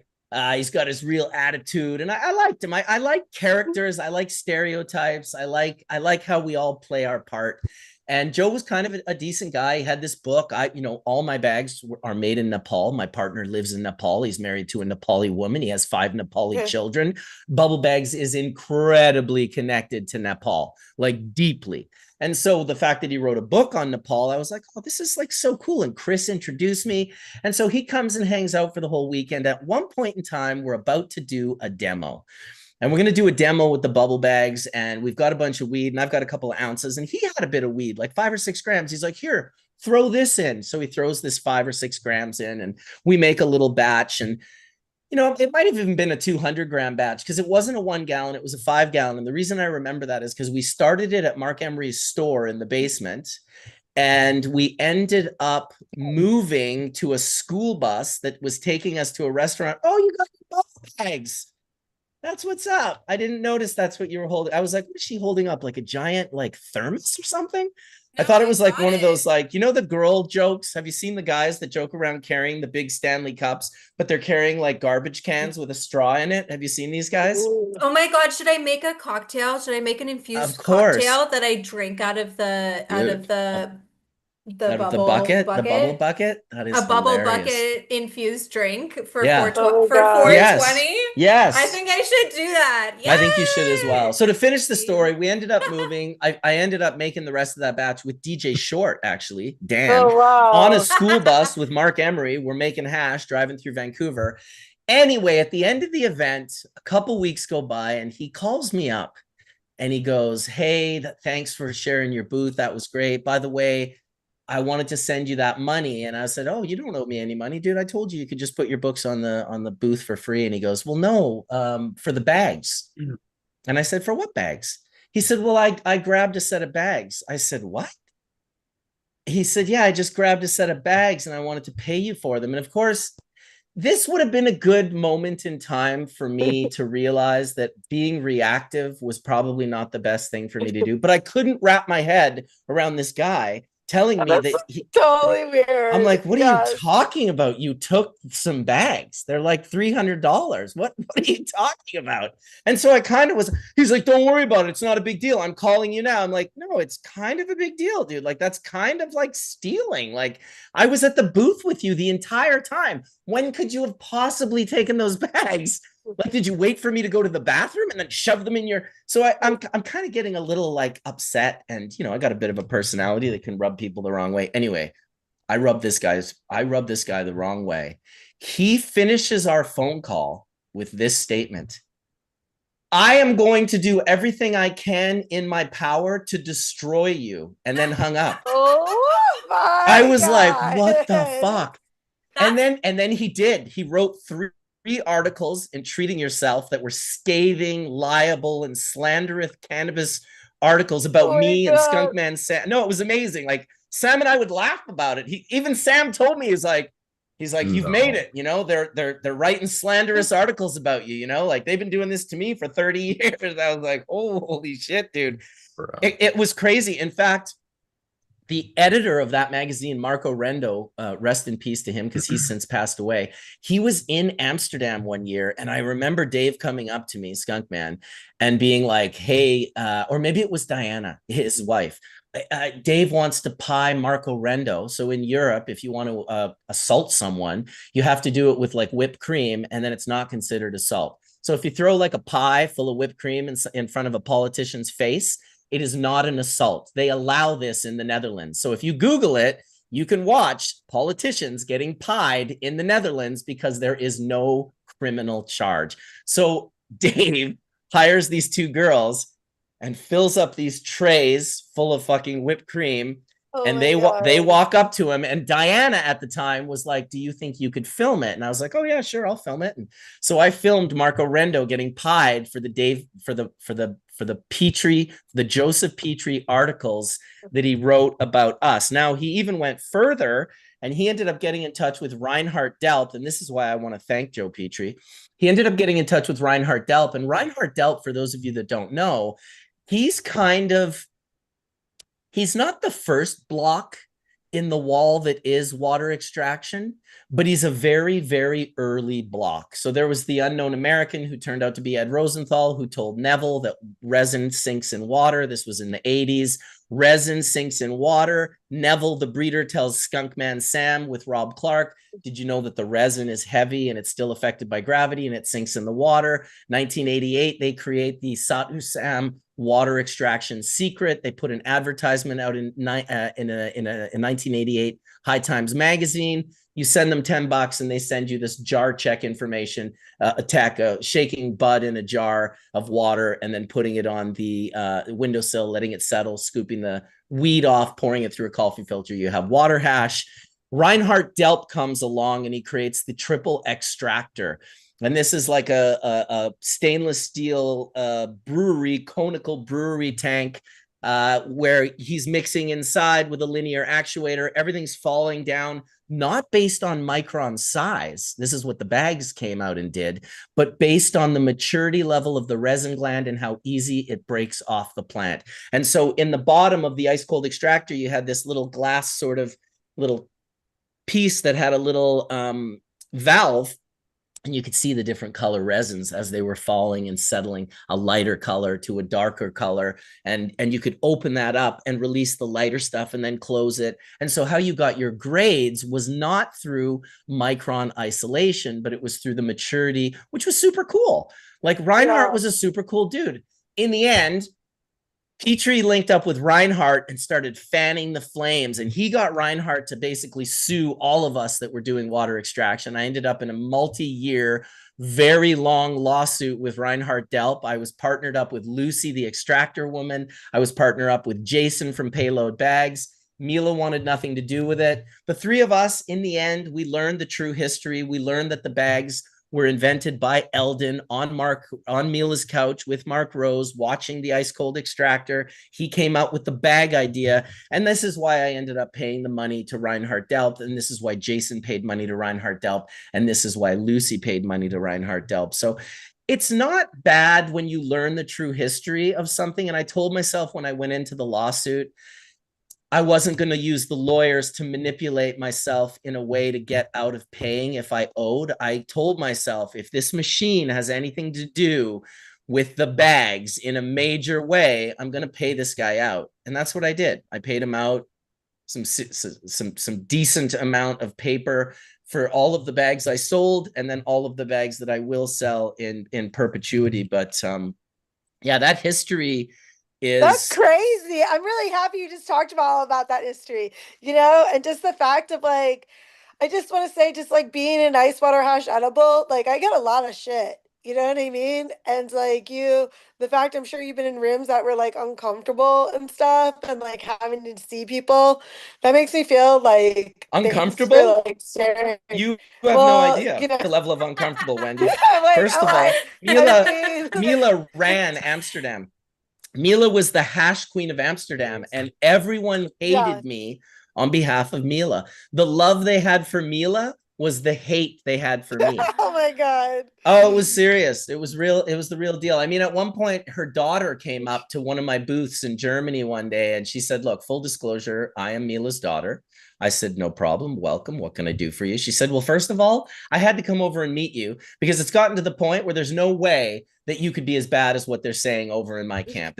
I just had to come and meet you. And I ended up talking to her for probably an hour or two at the booth. It was really refreshing. It was really good. Mila and I don't have this anymore, but I will say that Mila went out of her way back in the day to make my life very, very difficult, to the point of like calling magazines and telling them not to write articles or publish my articles, like all sorts of just crazy stuff. Oh my God. It's like, hey, come on, we're all a part of this community. But you know what? Honestly, I thank her for it nowadays. It was all part of my journey, and it was quite a journey. Yeah, totally. Quite a journey. I know, to be part of like a multi-lawsuit too, just to like talk about, to pay it out. What are you showing us? That's the XTR instructions from Reinhardt Delp. Oh. You're muted, Etienne. Even though you're not muted, I can't hear you. But you're not muted. It's not showing that you're muted, but I'm not here. Yeah. There. Now I can hear you. My mic was off. I had the original extractor. I got it at, and so these were the instructions. Highly enough, printed on my ex-wife's stationer. But just how it was back in the 90s when I got it back in 97, 98. So yeah, since you were talking about that, I was like, wow, I just found my actual old It instructions would have from been 98. 98 then, yeah. He came up with it in 97. He got the patent in 98, and he didn't show it to Mila till 98. And then, funny enough, that's when isolator bags came out, months after they saw the machine. And I, it's weird as you get older. I look back, and first of all, welcome, Etienne. Fucking awesome to see you, dude. Much love. I look back at it and just think like, it seemed like the isolator bags had been around for decades. They'd been around for like 6 months before I released my bags. I still can't wrap my head around that. My bags came out in March of 1999. I had bags earlier that were being R&D'd, but I first sold my first set of bags to High Grade, the DWC bucket grower on overgrow.com. He was my first customer, online customer, because I had sold to my friends prior to that. But that was in March of 1999. Mila came out with the isolator bags in 98 at the Cannabis Cup. So that would have been in November. Wow. Pretty cool. Yeah, it's good to just kind of go over the history of these things. And you know what, we all kind of sometimes have a little bit of a different history. I have people all the time tell me that they have been using my bag since 94. And I'm like, that's amazing. That's like literally 5 years before I came up with them. So like, I don't know what you're doing, but keep doing it, dude. You're ahead of the fucking curve. Like, actually, it's just delusion. Anyone can do it. I know you and I just, Mark, we just had like a thing like with my accountant, and he just told me a story about you in Jamaica. I like even showed you little clips of it, of like, is this true? Just like his version and your version are totally different. People always remember that like that, though. But I guarantee you I met him. He didn't look overly familiar, but I've had this experience before. I totally think that his part. Okay, so my accountant, and this is actually, I like reached out to him like last Sunday, but my accountant basically said that he met Mark in Jamaica. Mark just came. Do you mind if I just tell his story? Yeah, but do the timeline. When did he meet me in Jamaica? So it was just like he had a baby, you had a baby too. So it was in 1990. I know it was like in 2000s or something. Sorry, the 1998. Because your daughter's 25, you said, and his daughter's 25, about to turn 26. Yep. So it's like that timeline is like pretty good, You met him on the beach. You like tripped over him. It was like right when you first came there and stuff. And just like you brought the bubble bags to Jamaica, and you were like, it was your first time bringing them, and you were just excited, and you were going to go make some bubble hash for some Rastafarians. And, when he took you on the experience, took you in a car or whatever. And he said the mountain. So, of course, he says the mountain, but, whatever. Yeah. But you got there and you're like, okay, I need ice. And I need electricity. And at that moment, like Rastafarians don't believe in ice because it's like all natural, and obviously they're on an island. And so it's just like they don't have ice and they don't have electricity. So then that didn't work out. So then they like went down to like where my friend was staying at his place, his rental, and made ice water hash. It had ice.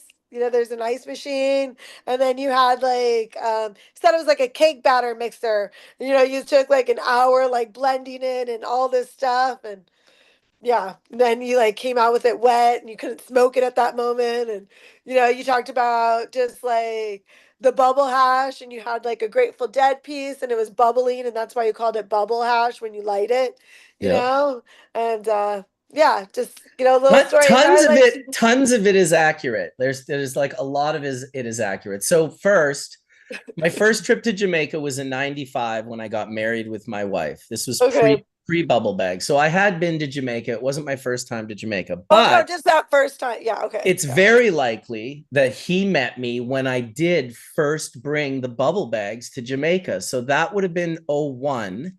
And my daughter was just born that year. It could have also been 02. She might have been like 1 or 1. Yeah, and like he had a daughter too on the beach, and you left the wife.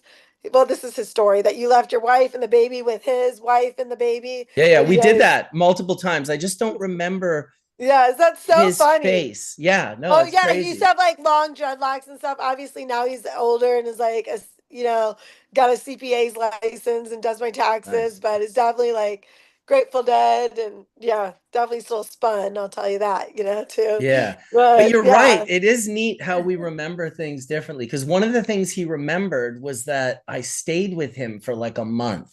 Yeah, that might have been an over exaggeration. I think even if you Yeah. stayed for like an hour because you got robbed, he says that you like put your stuff down We did get robbed in at like Jamaica. a rental or whatever, like a really nice rental and all your stuff and No, the time well, how we got robbed was Jamaicans back then would never take your stuff because that's a death sentence, right? If they get caught with that stuff, they're gonna get the police will kill them.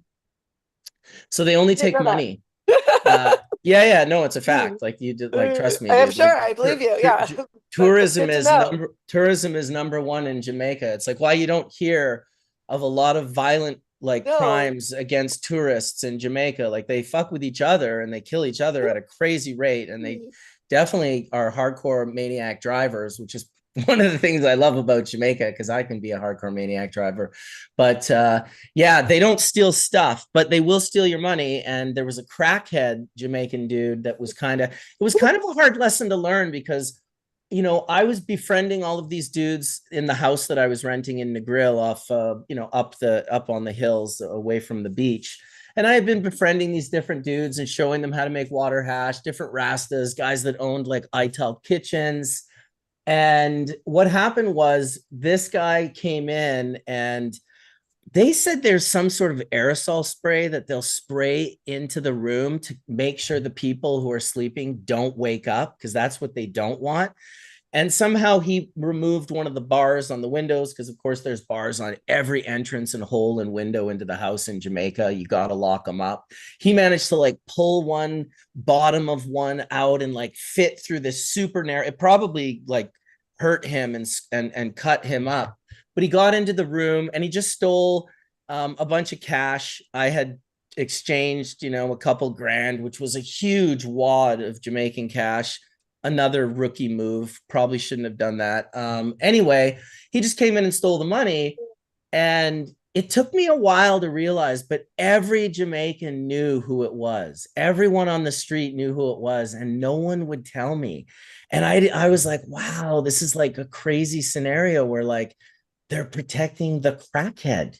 Eventually he got found. He had robbed a bunch more people. He wasn't violent. He wasn't using a knife or fear tactics. He was a B&E steal in the night kind of expert. But we had our kid in that house and we were like pretty like not stoked about that experience. But I was definitely my naive mind was opened a little bit. And I even talked to them once we found out. I was like, that's crazy that you wouldn't tell me. And they were like super, they were just like, man, like the problems that could cause me here where I live for telling you where you're visiting, it doesn't equal the same of what you would get from it. What are you going to get from it? What do you care if you know who the crackhead is that robbed you? From my perspective, it was like, well, so I can like just know, so I don't have to like, when I see that guy, I'm going to be like, hey dude, what the fuck, like don't be coming around my property. But they didn't want to tell me. They protected him. And I see this all sorts of ways. It's human nature. Any group of people, and you see it how I really saw it and was disconcerted, is in corporations. Corporations are set up to protect the worst people.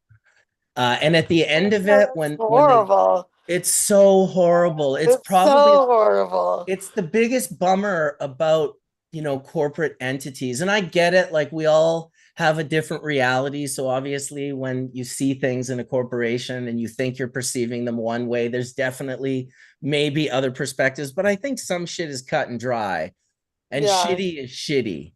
And you can kind of know when it's shitty, but yeah, I don't know what it is. It's just human nature to I think anytime a place says we're a family, does that make sense? Like, I don't know. I say we're a family. I'm like, what am I saying wrong? do you say that? What, like Well, we're a family at work? Yeah. Yeah, like we're a No. family, we all help each other. I know. Like, I what are I you just gonna like tell me, Vanessa? I was We I do just say too. like I mean, but we literally are. I think about restaurants, I think about like when it becomes like that, gets tricky, right? Oh yeah, it's totally Yeah. tricky. You Yeah, know, like I life think is a it's because not life. family. I think it's fam. yeah, I think there Fam. has to be Yeah. like because for some people family Oh shit. is not a good thing, right? A family No, can that's totally be true. It Yeah. it can so be. You're not wrong. You're that's not all wrong. that's my point. Is like and for a lot of people depending on like if it's a corporation that has a really toxic work culture, right? Like there's Yeah. expectations of either like hey, you have to drink or you can't clock out before this time. Like you have to show you're committed, that you're willing to cover up bad actions, things like that. That's when it becomes like not a good way of looking at how to run a business and a anything, right? Like anything. So it just I don't know what the solution is to that. I think it's having clear boundaries, like how do you have a good relationship with your family? It's like you respect people's boundaries, you respect, like you just try to empathize with that person. So anyway, I don't know what tangent I'm going on. That fucking saucer is. Yeah. I was gonna Yeah. say, I know what Yeah, that tangent. I know what saucer. Yeah, tangent you're that going on. saucer. And then all of a sudden your skin started like glowing. I I'm was just like, here we go, glowing. Vanessa. Yes, you're glowing. Your little smile smirk. I was like, uh-oh, here we go. It's Yeah, hitting. I don't know if you guys were watching Colin and Etienne, but Vanessa just like down the hatched 100 milligram saucer that Wendy made a little like maybe about an hour ago now, 45 minutes or We How do you You're feel? started like at it. nine. How We how are we started, feeling yeah. over there, Oh. Vanessa? I feel great. I was like, waiting for it to kick in, and then it just kind of started nicely hitting while we Mm. were, Well, let's it's join you. fun. I'd be Oh. We'll drooling. dig The in. slow creep on, huh? It's just creeping up on you on the shoulder and just sitting there just saying, Dude, "Hi, I Vanessa." Hi. I have a good relationship with an edible high, so seasoned. clearly. Seasoned, yes. It Well, like my brain likes it. Yeah. yeah, your titration level is a tad higher than your normal average stoner is basically what I'm saying. I'm Yeah. with you on that, Vanessa. I like a good strong People always experience. ask about my eyes too. They're always like, "Why are your eyes always so white?" I have no idea. I have So no what? idea. Lower interocular pressure. Oh, there you Yeah, go. yeah, there you go. Yeah. Extremely Well, the low. pressure causes the pushing out of the eyes, which can cause the veins to push out. So when the I eyes are have low blood relaxed, pressure. right? So, that's what happens. It doesn't push out. So, that's a good Yeah. thing. But too Yeah. low a blood pressure can be its own problem. That's I crazy. And what's crazy is you ate 100. I ate a 5. I totally feel my 5 too, because I was like explaining when I had to explain Space Jam. I was like, oh no, this is like right when it like hit me too, Perfect. And it's like so crazy how 100 and a 5 and how they're like so different. And yeah, just depends on your tolerance and it depends yeah, on like I don't always eat 100 milligrams, but no, you don't. but it's a Sunday. We're It's a in Sunday. church. What do you guys think of the Yeah. additional of like nootropics and psychedelic mushrooms? Because lately I've been going to Denver quite a bit, and everyone has mushroom gummies. And I have to say, like the edibles and the mushroom gummies, in lower doses at least, are a very similar vibe. Oh, Go oh, ahead. just wait. Oh, oh my God. This is my favorite thing to talk about right now. Bonus. We Okay, so we created because like how are you gonna do indica, sativa, and hybrid, like all with like bubble hash, right? That just doesn't work, right? You can't just wash one's like strains and I don't know, that whole indica sativa thing, I just think is like hard to, because like plants, whatever, it's just regionally sometimes, I don't know your opinion on it, but just saying, I just don't think everything's like hybrid, everything's mixed now, you know? So, but edible people want to know how they're going to feel. So we did mushrooms like lion's mane. That's what this one, the sativa one, has lion's mane in it. Yep. Our hybrid have cordyceps in it. Our Nice. CBN has reishi in it, and our Great. CBD THC has like turkey tail. But when we put the hash and the mushrooms together, and it was like it took like a little bit longer to like, because it's your first run. It boiled. It Mhm. boiled. The ice, the coconut oil was not warm. The ice water had like, I mean, the mushrooms was like powder, and we put it together in there, and then all of a sudden it started boiling. Like they were happy to be together. They are like, I think mushrooms and hash like go together so well. They were like dancing. They were like I can't even describe it, and it That's what I'm happens every saying. time. That's what Yeah, I'm Like every saying. time now, yeah. it's I just like they th- they belong together that's in what I was some just way. about Plant to say. There's medicine. a future with of Oh this. yeah. I think it's going to be substantial. In my opinion, like edibles go like cannabis edibles in particular, they go well. And I'll tell you also in Colorado, it wasn't just mushrooms. People Well, had gummies of everything. There was mescaline gummies and like all Yeah. sorts of different when Wendy, microdose vibes that were just all quite pleasant. I like, Wendy, I yeah. just want to state your Space Jams actually fueled our UN team.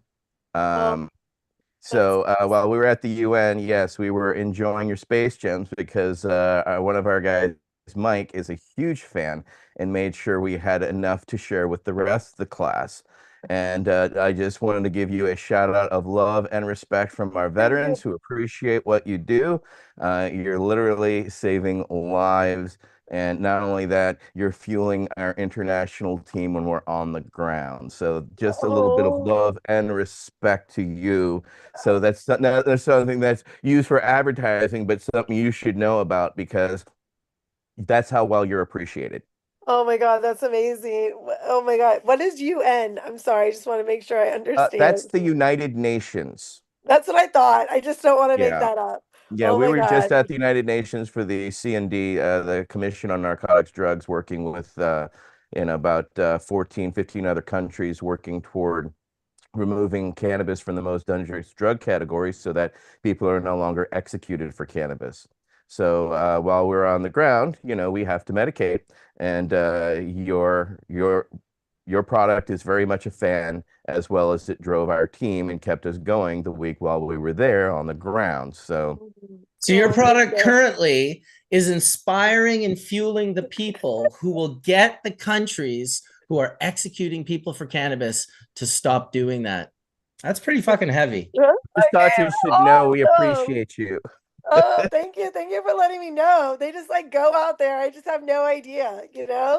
Oh my God, that's You really know, awesome. I found, since we're telling stories, I found you. I was doing a project for another company out of California, and I had a hash lab in Van Nuys for a while, and I went to Hall of Flowers, and I'm like walking the floor and just like looking at all the stuff, and it's like super overwhelming, right? You know, to go to these places because it's just an onslaught of stuff. And then walking to this booth, and I'm like looking at all this stuff, and I see like hash gummies, and I'm like, Space Gems. This is cool. What's this about? And like hash gummies. I'm like, nice. This is awesome. And someone's like, yo, this is my friend's company, and this they Oh, literally talk about you. And I literally popped one, and honestly, like an hour in, I was like, this is awesome. People have access to this because it's so important that hash and this was like 2021, I think. In they did the Hall Flowers in Palm Springs or something there. yeah, Uh, totally. but yeah, so I loved your product. So I think, getting hash to more people and bringing that Mm. awareness, and just being about it is, you know, that's awesome, man. Oh That's man. really, really great that you're doing that. Thank you Most so people much. waver and they add, like you're alluding to ethanol, Oh, and yeah, that's right. Yeah. other things for the sake of marketing. And I deal with that, and Marcus deals with it all the time because we have products out. And I think it's important for the audience to know from you that, you think about that because I know we as hash makers think about that. And it really, I try to be a little gentle about it, but it really bothers me. Like it really undercuts like everything everyone works towards for the sake Mhm. of a marketing term Yep. that really doesn't represent anything whatsoever in which we're about, which is the true transparency. So yeah, that's really cool that you're just like all your focus is in hash and making products in that realm. What other products are you doing any other products? It sounds like what's cool about what I'm hearing from you is like now you've evolved into adaptogens and mushrooms and other things that you find um, you know, accentuate and give more color to Mhm. this baseline that you're kind of working in. What other products are you guys kind of working on and looking at? I'd love to learn about that. Yeah, like I really appreciate that. The fact that I've just stuck with hash and like haven't went to rosin or anything like that. I mean, I've tried it, but I have like a whole opinion on it to totally be honest why I don't use it. And I think, we're just trying to. I think hash is the best way to eat. I think our high is like the purest, and keeping the plant whole as much as possible. I would really like to do a thing without sugar, and like I think that there can be like a huge benefit to it. Also, Vanessa and I are gonna do like some caramels together, to Oh, cool. like, get that product out and just so like Marigold is like all around, and people can get access. Because I just think edibles, it was like so amazing teaming up with like getting to know Vanessa is because I can speak edible language to her and she can understand and you know um that's like really important, to be able to like say the things that we've tried together or just Yeah. how the decarb rate or how we do different things and Mhm. obviously yes Vanessa always says like the plant has to have more research.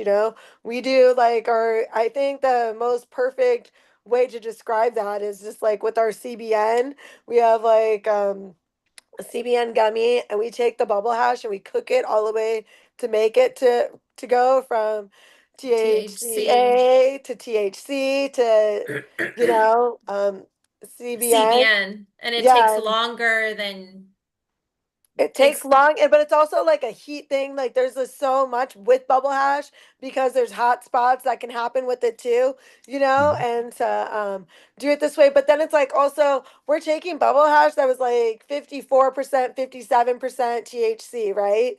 THCA, and then we're taking that and turning it into 13% CBN. So Yeah. what is else Okay. that like all those other cannabinoids that are in there that we don't even know or more research about what because it's not like we're just taking 13% of that gram. We're using that whole gram, and what happened to the other cannabinoids to make it. Yeah, I don't know. So I guess that's like what we're working on and stuff. Wendy, going the no sugar route, huge fan of. I was when Vanessa was on last, we were talking about my big gumption currently is that most gummies are like 2 grams of sugar per gummy. And it's Yeah. like that's way too much because I know people, they don't just do one gummy, right? They're shotgunning gummies sometimes, you know what I'm saying? Or the experienced person. So something with less sugar is something I just want to say I'm a fan of, and I know my diabetic patients and others are looking for.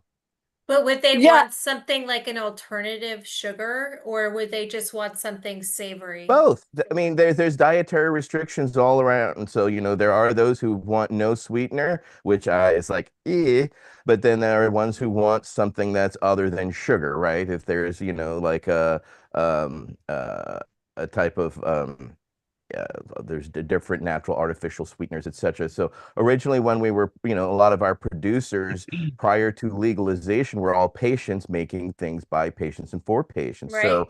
those patients that were diabetic would then work with, different syrups and different, onset items so that they weren't dealing with, sugar, replacing things with maple syrup or, Monk alternatives fruit. that are better Yeah. absorbable for the body, right? But that doesn't necessarily translate into a packageable product, right? So Yeah. We Well, it's understand getting that. easier. I think like, monk, like Yeah. she just said, monk fruit, I just put it in our chat. Monk fruit's a good Yeah, one. Coconut but it's like a sugar, laxative. I just want to yeah. say it's a laxative. It is. That Like, is so For certain tea. it's people, so it can be. tea, of like, I get like the no sugar stuff, but I also think it's like a chemical sugar that we don't know what's going to happen at the end of the day. Yes, we use organic sugar. I go out Yeah. of my way just for organic raw cane sugar, which I would think would be way better than Yeah. having a laxative. And also, white sugar is just like not good, but yeah, just the way we process it.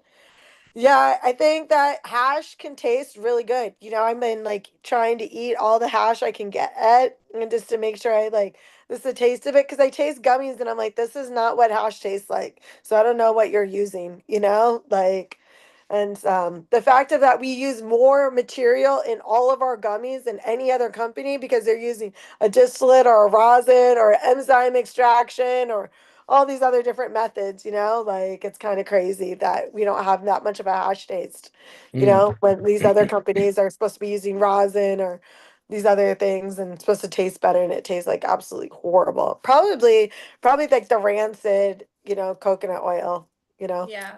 Well, it's also their starting material, starting I'll be material real. is like Like a big thing. Yeah. I learned when I had our lab in Van Nuys in California, it was a eye-opening experience of the different Yeah. grades of materials that would come through and Yeah. how that material was handled before it got to us kind of thing. And Oh, um, it was really interesting because you would see, massive diversity. So I can only yeah. imagine the challenge someone would have on a consistent basis, because I fell into very specific farms that we would work with. And it was slim pickings to be real on good material. Well, do you know that is like for fresh frozen? I feel like fresh frozen has its own way, but how to take care of your material is like a huge thing, And Yeah. like farms that like, yeah, I think there's a huge learning curve where they just think everything can be washed, And it's like Yes. that's actually not true. And just like also like edibles, like I also thought about this too. We don't have this, but a lot of edibles like could have pesticides, could have other things, and like still pass testing because it's such like that flying saucer, it just in that one is 0.18 grams of bubble hash, So like that's still not enough if that did have a pesticide or did have something in it. Not enough because the 9-gram gummy goes over that, And so as they're testing, um, yeah, it just doesn't it's such a little minuscule amount of hash to be able to find those pesticides or those other things, especially in edibles. It's hard Yeah. to test edibles.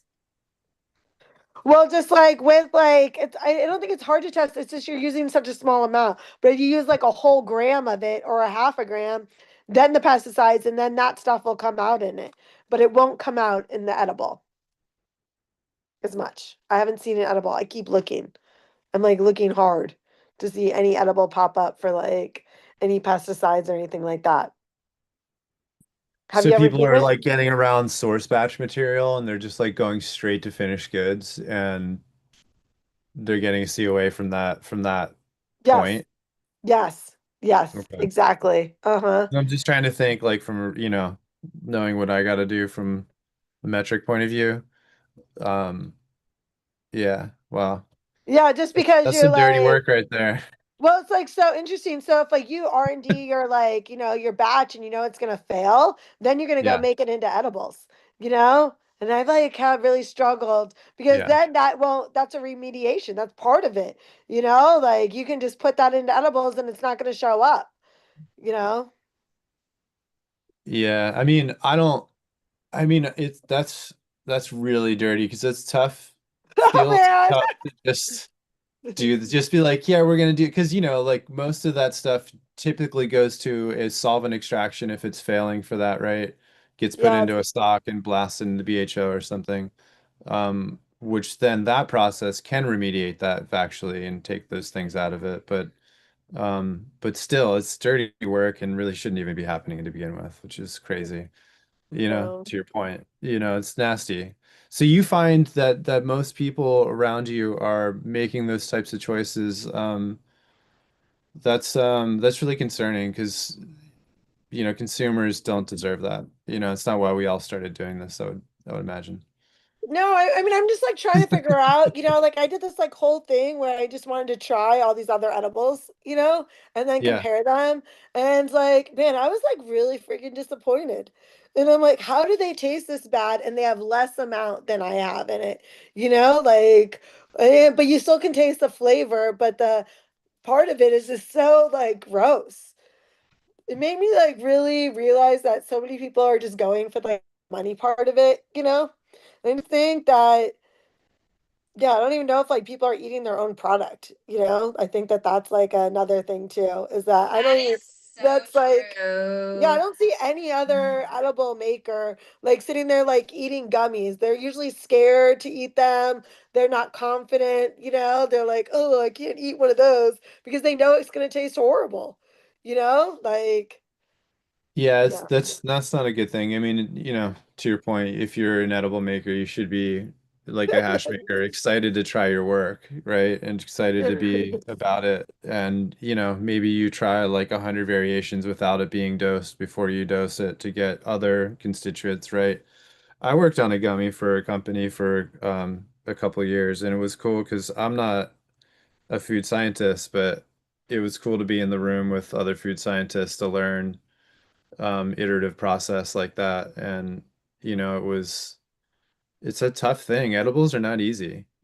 These things are like complex, and batches are complex to do. And I'm sure you guys run into humidity, and you're in California, so less thereof, but like in different environments, you But we know, live in Humboldt, and like it's hard to like know what it's gonna be like at 50 degrees to like 100 degrees down in the Palm Desert. You know what I mean? yeah. Especially the state is so huge.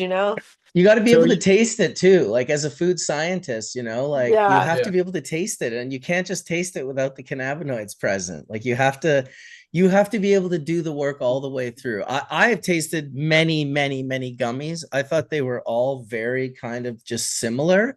When I Yeah. first met the owners of White Rabbit, and they're a local Canadian gummy company that was like, oh, we don't use sugar, we use like organic rice syrup, we use this, we use that. Oh, we don't use gelatin. They were like, it was the craziest gummy I ever had, and they were great together. They unfortunately kind of parted ways. The one guy was making the deals and finding the work, and the girl was an incredible like food scientist, and she understood how to pair and create synergies instead of like Yeah. Or roadblocks with yeah. the flavor profiles of the Yeah. volatile organic compounds and the whatever she was using to. And then, of course, you have to take into account however you're homogenizing, heat being involved. All of these things can alter the flavor and the taste. And she was just doing these really like advanced, like banana maca gummy. Like they were just all the flavors were like ridiculous and incredible. And I think that can't be. I don't think you can do that without the bioassay. Like you know what I mean? Like you're a chef. You need to be able to. I imagine like being in the room with a food scientist that didn't want to dose themselves with what they were making wouldn't be able to make as tasty of a final product. Yeah. I mean, yeah, it's definitely something I asked like in the interview process. Like you have to get high for this job. You're gonna have to taste it. Like definitely. Yeah. Absolutely. Hey, welcome, Caleb. I know. Hi, Caleb. How's it Hi, going, buddy? Caleb. Hello, everybody. So great to listen to this conversation. I really enjoyed the one with Vanessa a while back, and just got done seeing Space Jam at Hall. Got to try some of the new flavors, and I really like the adding in the mushrooms, the functional mushrooms to Mhm. steer those three categories towards actual effects because, like you said, the source flower does not. Ooh, that's a nice Ganoderma right there. Dude, this was growing in my backyard, like 200 feet behind my house, bro, like on a giant tree. Like at Wow. reachable level, or did you have to use a ladder or like It one of those? was okay. So the tree had fallen and it was over a creek, and this was growing like upside down out of the tree, like this. Wow. Wow, like into the That's humidity of the creek. like down into the creek, but the creek was cold. Uh-huh. Like it's always cold. And so yeah, I'll be honest, when I first found it, I'd been hunting for a reishi like this for probably like 3 years. And I had been with groups where people were like, "Oh my God." And then they'd come around the corner and have one. And I always wanted to find one. I foraged a lot of different mushrooms in my day. This one I found, and it was so beautiful. I couldn't pull it off the tree. And so instead, what I did was I visited it every day for like 3 months. And on like the close to third month day, I went to look for it and it wasn't on the tree. And thankfully, it had fallen and the water had taken it and like bumped it onto the rock. And so it wasn't even sitting in the water. It was just sitting on the rock. And I just picked it up and I was like, oh my God, like what a special, what a special mushroom, the immortality mushroom. So yes, please continue on. I would like to get deeper into the conversation of nootropics. You named almost everyone aside from maybe chaga. When you mentioned cordyceps, you mentioned turkey tail, you mentioned reishi, you Yeah. mentioned what was the first one you mentioned? Oh, lion's mane. Lion's mane, of course. That's so funny. Out of all the ones that I didn't Mhm. remember, it's the one that helps you remember. I know, that's so Lion's mane, true. yeah, it's funny. Before Spaceship, I worked on a mushroom farm here locally, and I saw like what mushrooms do for people, and just like how women would come there with like ovarian cancer and they would talk about their tumor shrinking and stuff. And I just thought it was like, I know we talked about the cancer thing and not telling people, but people want hope. And I just saw hope in people's eyes. I just really wanted to say that, that would come there. And this is like what would be working for them. And obviously, turkey tail is like the number one most researched mushroom, especially with like chemotherapy and everything like that. So, yeah. I have some of it somewhere. And patients are looking for things like that. This is one of the things is where we were created. And remember, we have to remember our roots is that we come from helping sick Yep. people, right? And Yep. they Yep. respond to this and they respond to those products because there's so few of products, there's so few manufacturers looking at health and wellness. Sure, they're happy to pump out sugar and THC, but Yeah. those that Yeah. are focusing on the wellness are we respect that greatly, Wendy. So just we're imploring you to keep on doing what you're doing because patients are responding and are looking for these types of products. So you're onto something that others are looking for. So thank you. Oh, thank you. Yeah, I just like wonder like about the terpenes, like about how people say, I just think it's all about how you want to feel. I think you can really, create a product for like how, you know, to make it how that person wants to feel, especially with like edibles and the mushrooms definitely help with that because you're not going to get that with like the strains. Well, 11 hydroxy metabolite and THCA are different. They're very different, very, very different. Yeah. And so obviously they're going to lead to different places. Colin was asking you a question about things in the queue, and you were talking about Vanessa and working together.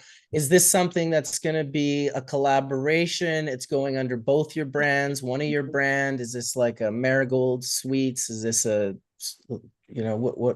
how is this coming out? We're working on it. I'm developing the recipe because okay, so Wendy's Mhm. gummies are vegan, right? And uh just there's no kind of allergens in her kitchen. So I can't walk in there with my like I'm known for kind of dairy like, you know, uh Laura Secord and C's Candy style chocolates infused with you started with cold water hash and then um you know had to I worked with Prop D dispensaries and they were kind of they had certain standards they wanted me to operate by. But excited to go back to cold water hash and we're still like we're working on it and um but yeah, it's gonna be a vegan allergen friendly. I wish I could get rid of sugar, but it's just monk fruit is hard to, as a confectioner, it's hard to cook with in that way. Like you could do the syrups, like you could do things with it in that form, but I haven't really seen it used as a candy.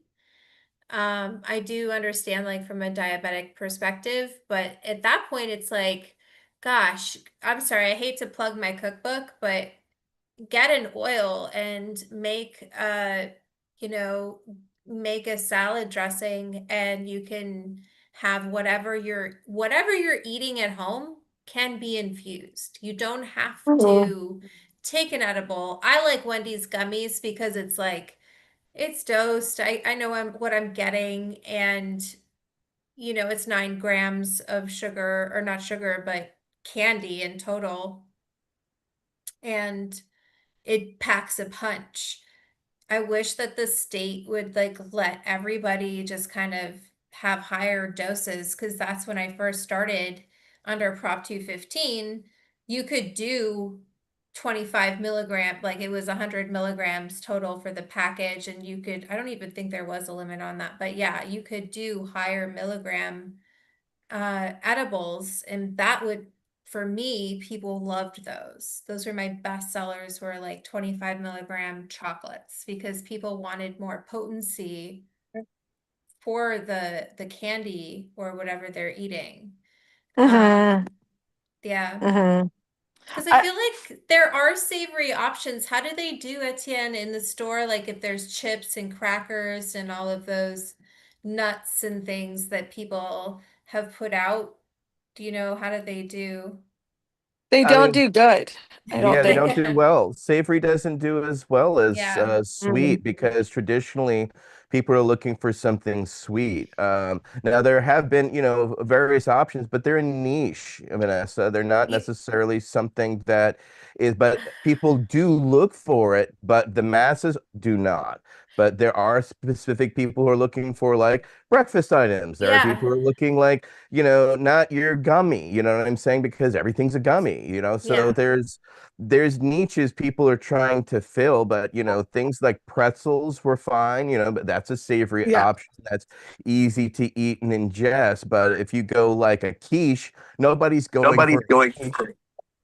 I would love a quiche at a party, right? Like if you made me a quiche for a cannabis, like, hey, come, I'm making an infused brunch. We're gonna have quiche.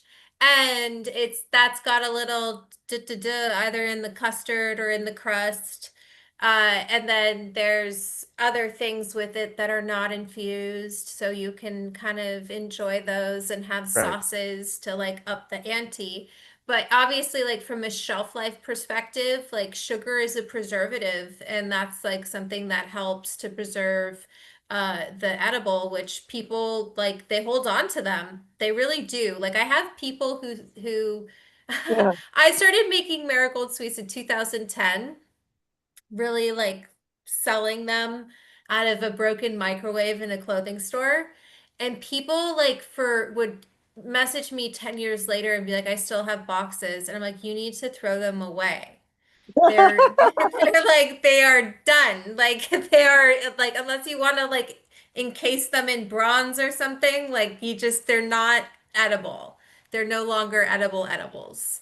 So yeah, that they have to have a good shelf life. They have to be able to go through quarantine, all of that Wendy is like, that's why, what are the yeah. expectations of you, right? You have to have a product that can sit on a shelf, sustainable and absorbable for what? Up to a year plus, right? So that is in itself its own challenge, depending on, it requires all of your ingredients to fall Mhm. into that, Yeah. lifespan, right? So that's its own challenge because you can't have one part that's biodegradable before another part. Otherwise, your product's going to degrade in the packaging, right? Yeah. That's why everything is a gummy. Like there's a Yeah. reason why everything's a gummy I because mean, people want gummies. That's I why mean, it's it's just like vitamins, like we digest it, like the way we digest the gummy too. Yeah. I would love to do a dry packaged mix, whether that's like, to make a hot cocoa, and you could do that with an alternative sugar, because and find a way, there's all sorts of ways Yeah, to I got my turn. mom entered in. There was a tea that was a 20 to 1, 20 CBD to 1 THC. And again, that was for an elderly patient who didn't want to inhale, but was looking for something that was close to normal, right? Yeah. And that was, again, an easy barrier to entry. Right. Because again, it was a dry product. It was a dry leaf product, right? That was then, water activated that seems to have a sustained shelf life. But it didn't seem the teas really caught on as well as, as Marcus said, everybody wants gummies, buy gummies. I mean, we saw regular companies transmute from their regular vitamin pills into gummies because the consumer wants gummies, apparently, just for even their vitamins, right? And their intakes. Our Yeah. Flintstones we used to eat were these hard, obnoxious, terrible things that once you tried to swallow them, it was just like, ah. But The now, Flintstone vitamins? I'd yeah, still eat 5 of them. Are you kidding? Those are elite. That's right. Listen. They're elite. now they're in a Yes. gummy form, and now they are elite, right? Whereas earlier, when you chewed them in the dry form, they were not necessarily the most palatable I situation. want that texture. They better put out that texture again, because I need to feel it before I go. Like Oh, that's incredible. it's such a memory. Please, it would like Such a memory. it would unlock Dude, just I the remember my mom would crushing catch me it. eating more than one and be like, hey, stop eating though. Oh, I just want this purple one. Yeah, the purple one. I didn't like The the orange. Oh, purple I was about to say, one. what was your The favorite? orange. What was your favorite color slash flavor? They all tasted the same, but I got like purple grape. Yeah. Dude, there was always the least amount of purple ones too. And my sister wanted the right. purple ones, and I'd be like, And I need to always that get terrible me a purple orange. one. Yeah, the terrible orange. Ooh, Terrible. You know what was bitter. good too was like, did you ever have that like kind of banana or bubblegum flavored like anti or the what's it called? The Oh my God, my brain, that saucer. When you have a bacterial infection, you take a antibiotic. Antibiotic, yeah. Yeah, they would give you a spoonful of it, and it was like pink, and it would Oh taste like yeah. Oh. banana or some Ooh. kind of artificial flavor. But I was like, oh, I hope I get to take that again, and Oh. that's it. It's like Mary Poppins, right? A spoonful of That sugar. one I didn't like. You didn't But like I know it? exactly what you're talking about. Yeah, It was a yeah, I banana was flavored down, Pepto-Bismol. kind of yeah. I thing. got I Yeah. preferred the Coke syrup. When my mom used to give us when we had upset stomach, she would just give us straight Coke syrup. yeah. That Oh, shit was good. really? Yeah, and Wow. this is the 70s, so that was a thing that they would give. You could buy actually, you could buy the Coke syrup Coke at the syrup. pharmacy, and mom would keep it in the fridge for when you were upset stomach and give you a spoonful of that, whatever that was. It's the stuff that makes you go to the pharmacy today for the ulcer medication. Oh my God. Right. Well, my mom Mhm. used to give us like a shot of whiskey, or at least she would give me a shot of whiskey if I had like a cold or something, like, and I couldn't go to sleep. A She'd be hot like, toddy. She'd "E- heat it up, put it with a little bit of honey or something. she'd like let me sip it. Yeah, she would sweeten it for me for sure. I think. Yeah. I just remember getting whiskey when I couldn't go to sleep and I had like a bit of a cold. She'd be like, here. Maybe not a full shot, like a little, but as a kid, you feel like, whoa, that's not a good thing to do. Right? Oh well.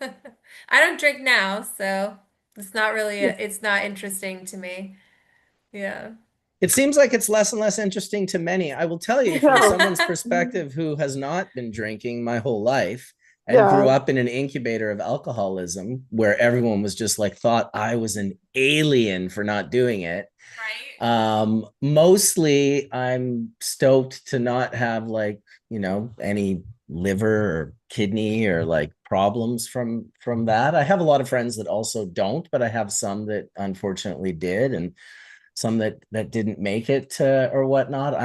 I cannot believe how hard it was to have that position back then and how easy it is today. It's such a relief. I feel like I was from the future back then because I was telling everyone, I was like, it's poison, like you're drinking poison. Yeah. Like I'd say to people, they'd be like, oh, a hangover. It's just because I never had a hangover. I'm like, what's that like? It looks terrible. They're like, oh, it's like a bad flu. Sometimes it can be a really bad flu. I'm like, okay, so time out. You drank like 160 days this year. You had 75 Yeah. bad hangovers. If I got the flu 75 times in 1 year, I think that would kill me. It would certainly stunt my growth and stunt my brain and stunt my everything. Like, holy shit. Like a bad flu is pretty shitty. I just couldn't believe my friends were willing to suffer those consequences each time. I just can't wrap my head around it. But I'm stoked for young people nowadays. They can just get like gummies and go get herb and like they don't have to drink. Like it's quite amazing. And choices, right? Not just one choice, right? I just want to say I'm thankful that, suppositories didn't catch on, because I would not like to have the hash church suppository episode. You know what I'm saying? That's ass church. And I feel like we've done it before. I feel like we've done it before. Suppositories totally are a good thing. You Exactly. don't like that? I'm just saying this they is didn't how it catch on starts. to the point where we have to have an episode. I'm not saying that they're not a Oh, good they're thing. such a good mechanism, They are. especially for women. I remember on Bon Appetit. Do you remember Foria? Yes. Oh, yes, we had issues carrying that product because of how our Melty? people communicated to the individuals and how the individuals communicated about a sexual lubricant on the floor. It's an HR nightmare, is all I'm saying. Oh my God, people they can't talk about sex in a mature way. Like, really? It's the Bay Area. It gets graphic real quick, sister, on both sides of the fence. It's Oh the my Bay God. Area. Oh my Man, God, that's that's so funny. sad because it is a good like route for bypassing like for people who can't feel edibles. Like but you want to like listen, you got that's an what is it called when you do that with other drugs and you put it up your bum? Boof. Boofing it. Yes, I think it Boofing was it. yes, So yes. you can boof it, and that's cool. Like Oh. suppositories are just, and then you'll take a Cherubim. you'll take a really nice shit after, and that's wonderful too. Oh my goodness. Yeah. Let's stay regular. Let's have all the Well, I sit corrected. options. Apparently, we are going to have a Yeah. We're suppository. talking about it I because it's think, important yeah, to talk about because there shouldn't be a shame around No, like no, no. using a There isn't, suppository. and I it's know, very but there much is. very much a Yeah. medicinal need. I was just saying amongst the populace, but yes, there is a very much a medicinal need, and there Yeah. is, and you're talking about a very unique as well as a part of society that has sensitivity. They can't inhale, right? They either have a Oh, lung well, or how or about Crohn's disease? Like Yes. correct, Yeah. right? Tolkien Joints wasn't going to do anything for his IBS. colon. He needed IBS. Exactly. Drake's in the room right now saying that I ain't scared of a suppository for the relief they bring. It's like, Yeah. exactly. Hello. And for Yeah. women, for like PMS and just or a monthly. Perimenopause, Oh menopause. my gosh, all of it. It's just like, really like, it's beneficial, and that's where there's just you cannot doubt the medicinal benefit of this plant. I think when you have a problem in your peripheral organs, your intestine, the most sense is a suppository. You don't need to consume something into your stomach to have it metabolize in your liver, to have it going the other direction is a different pathway. It leads to a different experience, like completely. It's not the same. Be direct. Be direct. Yeah, exactly. It's the same way if you had like like Rick Simpson when he got the cancer on his nose. He wasn't rubbing it on his elbow. It's like, no. I figured I would rub it on, the spot where I had the thing. It's like, oh, are you sure? Because medicine says you should rub that on the bottom of your elbow. It's like, oh, Well, okay. And Western medicine tells you should take it as a pill so it goes through you as opposed to directly on you, which is again Correct. a failure of Western medicine, but also a secret of Eastern medicine, right? Go True. directly to the source. Why are we bypassing it? Yeah. Have you, Mark, ever or anyone have ever like heated up like hash and just ate it that way without like anything else? Yeah. It Yeah. definitely works. In fact, I'll tell you a story. I didn't even heat hash up. I had hash just on me. I was going to Amsterdam and I was sitting next to Breeder Steve, and he was like, "Oh, I want to eat an edible." And I was like, "Well, all I have is like this, I don't know, it was like 1.5 grams or whatever." And he was like, "Oh, that'll do," and just ate it with like oysters and like bread and butter. And like he ate all this plane food that I can't remember if we were in first class. We were definitely at the front of the plane. Um, anyway, he got destroyed, like completely destroyed. Like he was like in a coma, barely talking. At one point, I could hear him whispering a word, and I had to put my ear super close to his mouth, and he was whispering, like, but like 100 times slower than that. Like it was insane. I even was like, the whole experience wasn't that great for me. But Steve is the guy that would like, smoke DMT or even worse, salvia, and hit the floor and do circles and like have this crazy, terrifying experience.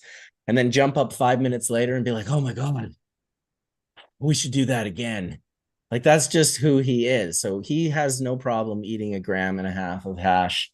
He didn't heat that up. So I don't know how that happened, if that was butter, what the experience was, but I know for a fact I was there. I know for a fact I did not decarb that bubble. And I know for a fact Steve was destroyed by it. So what's the science behind that? I don't know, but he definitely It's decarbing. in his It'll like, liver. well, no, it's just like in the process of, so how is hash made? You're cutting down the flour, like slowly over time.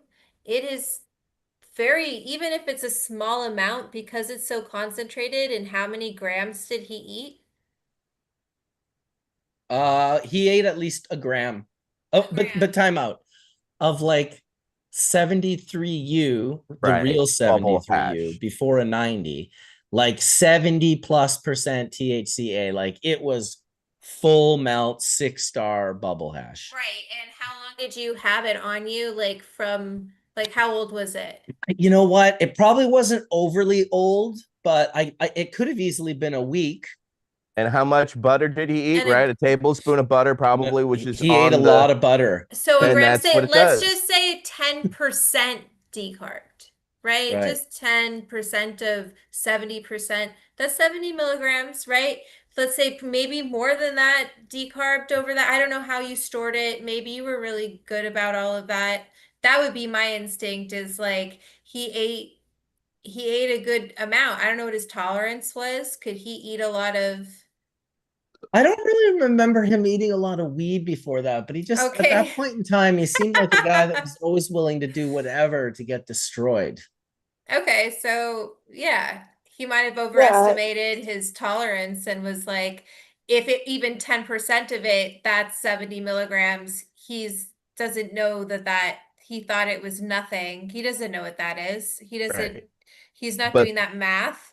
And then No. right. But the butter, and the butter is the helping it. lecithin in the bread, right? Because how do Yeah. you use lecithin, soy lecithin to break down, and that'll break down your cannabis even more so. I used that as a secret originally. You were saying, Vanessa, about, heating. Well, look at lassis and bong lassis. They're traditionally a hand wrung drink that was usually for 20 minutes. By ringing, it causes a heating of the cannabis, which breaks it down with the milk fats, which makes it more absorbable for the body. And that's why it becomes so much more Get powerful, wicked high because off those you're bang getting a lassies. concentration, and not only that, a smooth run into your liver and a smooth conversion into that alkoxy hydroxy metabolite that goes literally purely into your blood system. And I have seen the effects of just 1 tablespoon of leaf, what it can do to a well-seasoned individual, so, and that's just leaf. Now, when you talk about a concentrate of 1.5 grams of water hash, I mean, yeah, I'm not that's into getting that's uncomfortably gorilla high on dose planes. territory, considering all the other activations that he had in his system, right? I to do look make it forward to the stronger. day I can dab on a plane. I think that would be amazing. Little dabs, maybe somehow they're I know, that'd contained. be kind of cool. It would How be could very you cool. like you capture it somehow? I don't know. I'm sure Well, someone out there in their basement right now in Idaho is well, trying to figure it out for us, though. people in prison would say they would get down to their last little College pinch of a kids bud. across America. As opposed to smoking it, they would put it in their cheek and gum and chew it for 20 minutes and then eat a Reese's peanut butter cup, which of course has soy lecithin in it, and then chew that with it and then swallow that and get high the entire day off of something like that, as opposed to just smoking it and getting that hour high that you were going to get. So that's from people I know in prison. That's interesting, huh? Eh, I mean, when I went to China and I saw like the plants like growing on Mount Taijan, and like I haven't like smoked all week or like a week and a half or something, I was like, I saw where you could take the plant like and then put it in your armpit or whatever, so I wouldn't be smoking it, or they wouldn't, put it on my body to like see if I could get high. I swear I was high, but I was also like walking up a mountain, But yeah, kind of crazy. Damn, It's it's kind of interesting. crazy that shit's so serious over there that you can only stick bud in your armpits to I try and know. get high. I didn't Otherwise, know you what could be I do. like, I was like with my kid. I hey, just what are you like doing with was. that? It's just in my armpit. Okay, okay, you're cool. You're I cool. know. Well, you're like What's walking that on the deodorant, mountain. ma'am? You're like, whoa, look at these plants are just growing like this. This is crazy with like bud structure and all that, Yeah, Yeah. I don't that's know. insane. Just in China. So yeah. Wow. Ju- Well, okay, so that's not heating it up, but has anybody heated up bubble hash and just ate it? I mean, if you heat it up, you're gonna decarb. You're talking about like just heating it up a little or decarbing it. Well, decarbing it and then eating it. Yeah, you guys have. Yeah. Like, what was that experience like? Do you feel like you needed a fat? Do you feel, I was like wondering. I did not feel like I needed a fat at all. And I think like a similar experience most people can do is if they eat any reclaim from like their Puffco or their dabber, like that's Oh an my God, no thing. way. It's been heated to 300 some, but I think actually like hash historically longer than it's been Oh, smoked, it's been eaten, and the most common way to prepare it is actually just to boil it, which is actually the perfect decarb temperature.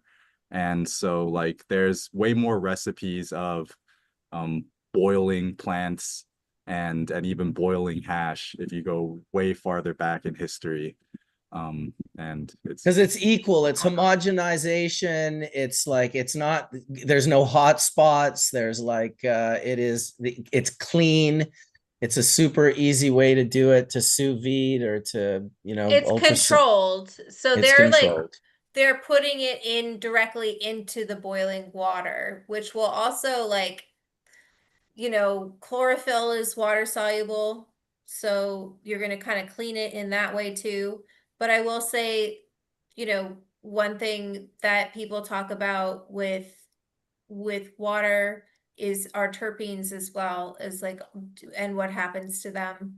Um I do think that using water and boiling water to decarb and having that controlled even heat over it, it's a good way to make sure that you're not creating any degradation. And at Um, what point do your heating in the water? People I've known have actually done it and said and tried it. They said like not past 72 minutes. Once you go past 72 minutes, then it really starts to not be as high potency as it was. Is there any truth to that rumor control? I haven't, I mean, it's in I did lab testing on boiling, well, not boiling. I did 180 or 190 for decarbing sous vide, and it was butter infusion rate. oh, so was it just a flour in like a This is like flour, yeah. So in a sous vide. vacuum seal bag? So in I a did vacuum two seal bag. hours. So for 2 hours at, where's my fucking temperature here? Oh wait, it's up here. 200. So under a boil, boiling's 212. I did it for 102 hours and it was done within an hour. It was decarbed. So you could do it for longer. I didn't see it start to degrade. I think that's harder to do than people think. For me, I just don't like wasting time. I just got other things to do than be babying a pot of you know of like, even if it's you've got a water circulator that's doing the heating for you, which you should have. I don't even bother with that because they always break on me. Um they have to buy a new one. Um but it doesn't, it's more so when it's exposed to light. So like how you store cannabis and how you store concentrates, like, and obviously temperature too. But like in the oven, it has these heat blasts. In the microwave, it has these heat blasts. So how do you kind of avoid that when you're cooking and you're decarbing at home, and in Wendy's case, at scale? So yeah, it's tricky. I But don't. it's hard to make CBN, right, Wendy? It is hard to make CBN. Yeah, like it's really, we've been doing this process for like over, oh my God, 5 years. So just like, and every time we make the product, it's just like new learning experiences each time, because there's not a lot of research. I like talked to Harry, the guy that makes like Treatwell or whatever, and we're talking about it, and he's like, no one's making it that way anymore. It's just like too time consuming and, not like people just don't see the point in it. But I was like, well, I'm doing it that way. So if you know anyone like that's doing research on it, please use my product. Because, and he even said like what other cannabinoids or what other things are in that, when you're making CBN too, as you're using all that bubble hash or even all that flour too. What other parts are in it that like we're not calculating or we don't have enough research for.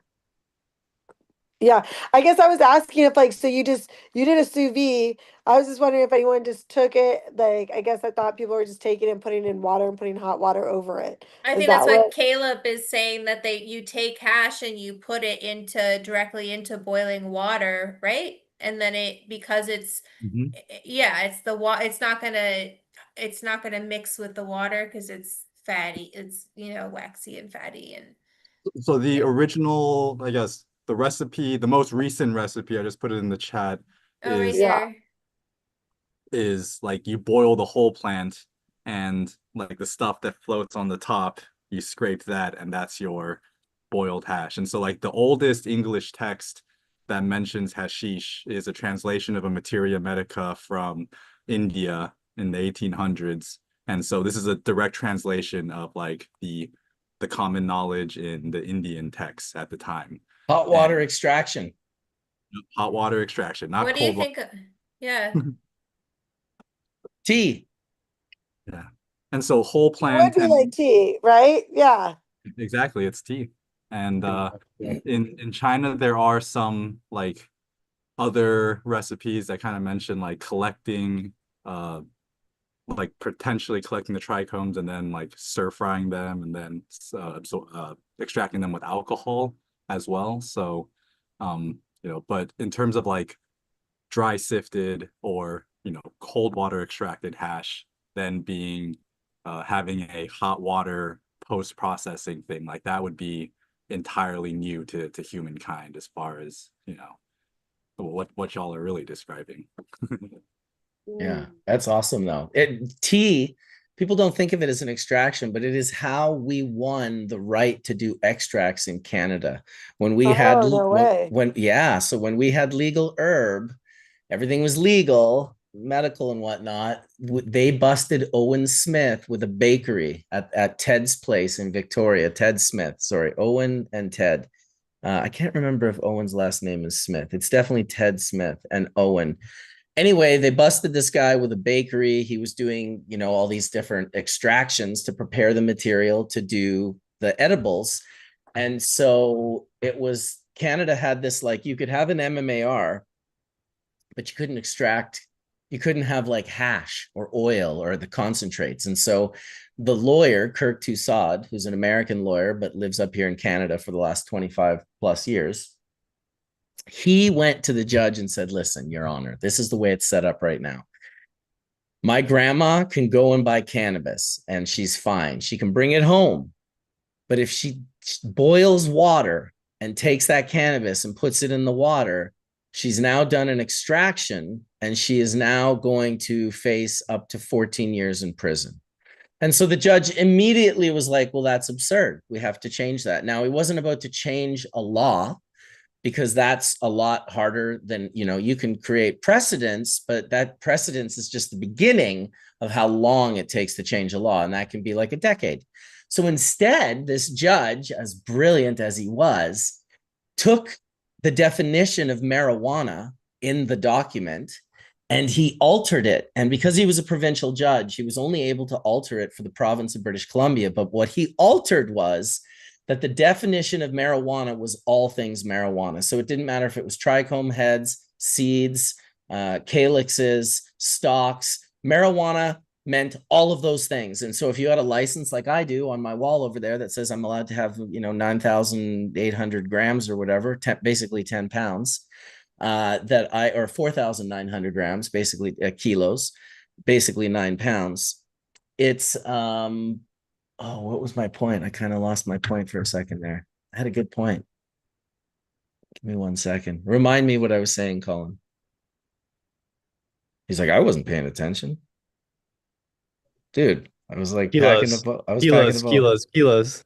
Yeah, kilos of how much weed I'm allowed to have at home. But there was a point on why I was talking about my license. And because you're allowed to have a certain amount.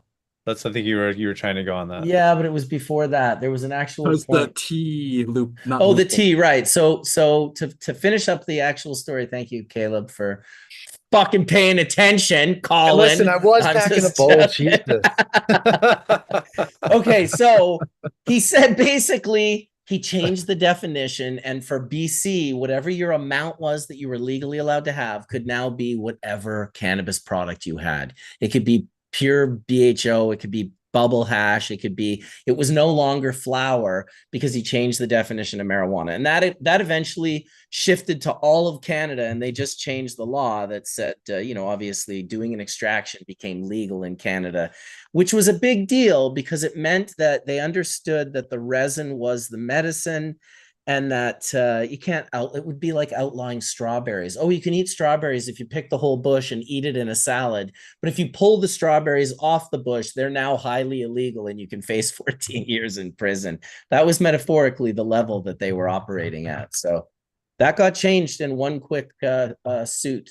All the Canadian lawsuits, there was, I think Allard might have been in BC. I don't know if it was Ontario or BC. There's a couple across Canada that basically forced their hand to give us federally legal cannabis, both recreationally and medically, because obviously they weren't going to give it to us. We had to take it. You always have to take it. That is for sure. So yeah, that's a whole almost a full 3/4 of an episode on edibles. I feel like we easily have another hour in me. We've talked about some of the newer things that you're kind of doing. We've talked about, both sides of the market. Listen, this happens in every aspect of every conversation, whether it's you're talking about quality, whether you're talking, the masses want a much lower than quality, thing. Yeah.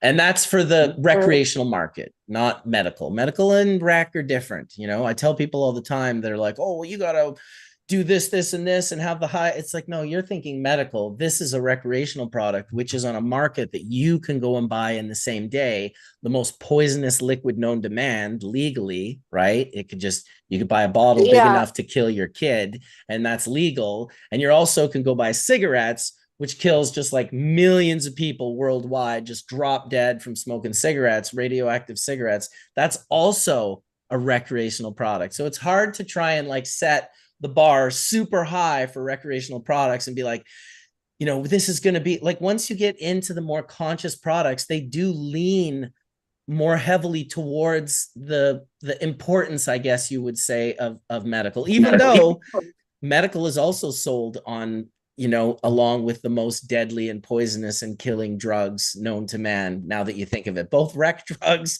and medical drugs have deadly compounds on both of those, in both of those markets, that just sell like hotcakes, which is crazy to think about. It's like, that's what you have to kind of compete with. So I love the idea of conscious, vegan, sugar-free, like I love bubble hash, like solventless products. I love that. On the same vein, I'm fine with people making like treats and gummies. And like Etienne says, like, yeah, if only like more than 1% of people were looking for savory, it's like, it's not even close. It's like a 90+% to 10% of people who want sweet versus who want savory. So it's kind of a cool little world that everyone can just do their thing and release what they have, and then the public will let you know whether they like but it or those not. savory people want something unique, right? They don't want, They do. they don't want something standard. They want something that's going to be flavorful but umami, right? And packaging umami is a whole other elevated thing to try. I mean, creating umami is something that's, done in the moment, done in the time, and it's a mixture of different things that come together. To then make something, package it, and have it sustained for, a year, wow, that's got to be a fucking art, right? In that sense, to craft something that's gonna meet and sustain all of those expectations, which is, right, the challenge, which is why there are so few products out there that you see on the market compared to gummies, etc., right? So Quebec in Canada, on the East Coast or close to the East Coast, huge province right above New York and Vermont. They don't allow any, like, there. I think you might be able to get medicated maple syrup, but everything on that, you can get like medicated meat or like medicate, like Quebec does not have gummies. Beef jerky. Yeah. It's because they don't want it. I'm sorry, I had to like eat something. They don't want it to be appealing to children. So they and sugar, sweets, it's appealing to children. They're very strict about their rules for edibles. I am like, okay, cool. It's cool in one sense, but it's like, okay, but here's the thing. This is the warped world we're living in. When those extremely yeah, I get it. You don't want it to be exposed to children. You kind of want to lean them away. But in the meantime, what's the Easter Bunny bringing those children? Like, they're already consuming sugar. It's yeah, I don't know. I lost my train of thought again. I didn't even eat 100 milligrams. It's so crazy, like when Gavin Newsom came here to Garberville. I'm sorry, do you mind? I just talk No, about. go. Okay, cool. So when Gavin Go. Newsom came, it was like in 2015 or whatever to Garberville. And it was like right when Prop 64 was happening. He came to see all the farms, and he did this whole town hall. There was so many farmers there. It was crazy. And everyone came up and spoke and just talked about the children and about gummies, and about how it's only going to be smoking, flower, and there's going to be a 1 acre cap, and all you small farmers are totally going to be great. I got you, we're not going to go to edibles. We're not going to even talk about it. We're just going to get the flower passed through. Well, then comes to find out when Prop 64 did get passed, that 1 acre cap went away. And you can have bigger acres of farms, and so mega farms. So that's the small family farms here in Humboldt, like basically died. And another thing is that there were edibles, and we were able to do gummies. It's so crazy. When he was here, I basically stood there. I was the last person to speak. And I was like, hi, I'm Wendy Baker. I'm the owner founder of Space Jam Candy. I even said candy, and I was like a single mom, and I made the candy in my kitchen. And I don't know, like it all, like my kids never tried it, or it's responsible. We can be responsible as parents, and we can do the right things. And he basically said no to me. And was like, no, we're only gonna do the farms, and we'll worry, like that's just not working. We're too worried about the kids.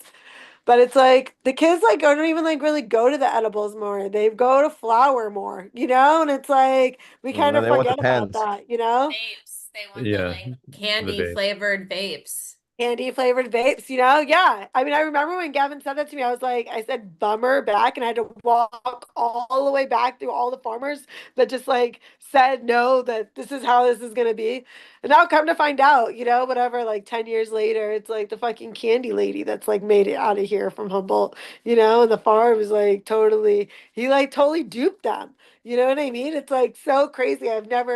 It was the first time I ever like saw that. Like, you're gonna be fine. Like your word means nothing. It's all about actions. So yeah. I mean, That's crazy. I think that Politicians will lie to your face. yes, they will. I mean, it gets interesting with Oregon. I saw like, Wild posting about how Oregon's gonna make it only single package for 10 milligrams and stuff like that. That's What what we have. that's all you have That's too? all of Canada. And listen, for the longest time, you could only buy 10 milligrams. Now they just Oh, started doing packs, a big bag where there's 10 little bags inside. So you can get 100 milligrams, all pre-packaged 10, 10, 10, 10, 10, 10, 10, yeah, 10, that's 10. crazy. Yeah, That's gonna raise the price of of everything. course. And Of I'm like course. really nervous, like how it's gonna go for Canada, to totally be honest. And that's why it's like really important, like Vanessa, for your cookbook to like show people what they can eat and stuff. It's like really important to teach people. I feel like people just don't know how to decarb, or there's like things that they can't even get over to be able to do this. But to have It's 10 pretty. milligrams is You just can like not. once you understand decarboxylation and then Yeah, concentrates and you yeah, get with bubble hash, it's so easy to put it into food. Like I put it into bulldog and put it into popcorn. You can just do anything you want with it. yeah, It's really versatile as an ingredient because it's fat soluble and then it is also alcohol soluble if you need to take it there. So yeah. I mean, sorry, I have so much fun cooking with it. And then I think, what Etienne said as far as traveling and stuff, having an option, having edibles like Wendy's Space Gems where it's packaged and uh, you know, it's just reliable and homemade edibles are always going to be a guesstimate. I haven't tested the T-check. I wanted to take one of those machines that tests the potency and see how they compare to the labs, I thought that was only for farmers. like for flour and not for, Yeah. no, they let you test oil. I don't think you can test like an actual finished edible. Oh, No. What weird. kind of unit is it? Is it NIR? I'm not Because sure how I it have a little works. testing device right here that tests oil and hash and flour, and What is it called? Yeah, what's it it's called? called the Neo Spectra. It's this little guy right here. I think that's like a good way for people. It's like obviously they cost some money Yes, to they're to definitely have not it. super duper cheap, but this one's really, really good. But I And have to say, like, I take things in for lab testing just for my guesstimates based on like the lab testing that is available on the hash that I buy at a dispensary in Los Angeles. And I can come pretty close to, I'd come closer if I would test the recipe beforehand so I know the yield better. Yeah. Because that's such a big, people are like, how do I dose this recipe? How much should I put in? I'm like, well, what are you trying to get for your final dose Mm. per whatever it is? How many do you want to be able to eat? How potent is your input, whether that's flour or hash or, whatever you're using? I love using this just as a hash maker. I test the material before I make hash with it. I test the hash once I've made the hash, as well as what I've cleaned out of the hash. Maybe there's a couple of grades of the hash.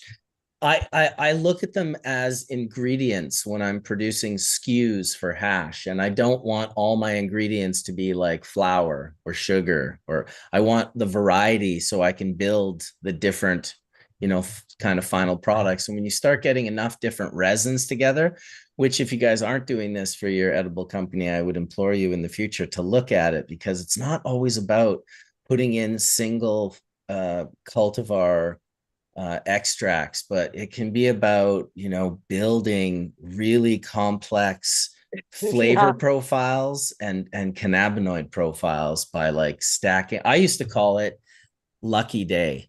And when yeah, people they come and be like, "Hey, can I get a little bubble?" I'd be like, "Yeah, here, have a little of my lucky day." And they're like, "What's that?" And I'm like, "Well, I took like 9 or 10 different bubbles that I had at the bottom of each jar, and I put them all in here and homogenized them. And now I'm just smoking it, and now you're smoking it too. And it's your lucky day because you're never gonna smoke this again." Because I wasn't compounding and formulating. I wasn't measuring and writing anything down. I was just emptying jars into a jar. Suddenly I got 14 grams of hash, but it's from like 6 different yeah, jars. totally. I'm never going to have that again. Very No, unlikely. totally. I know we do always mix the hash. I don't think single cultivars are just really, it's just a very hard thing to do, just especially at scale. Unless you work with that farm, but still, even with that, just like, just farms in and out, all not all crops are great, so I think yeah. one of the appeals of hash was always that it came from the field, that it wasn't from a specific, like, no, they weren't cloning like you were. And there was type 1 and type 2 plants, and all of that created a very different frequency of resin that, people are hitting today, where it's like, let's grow everything one clone.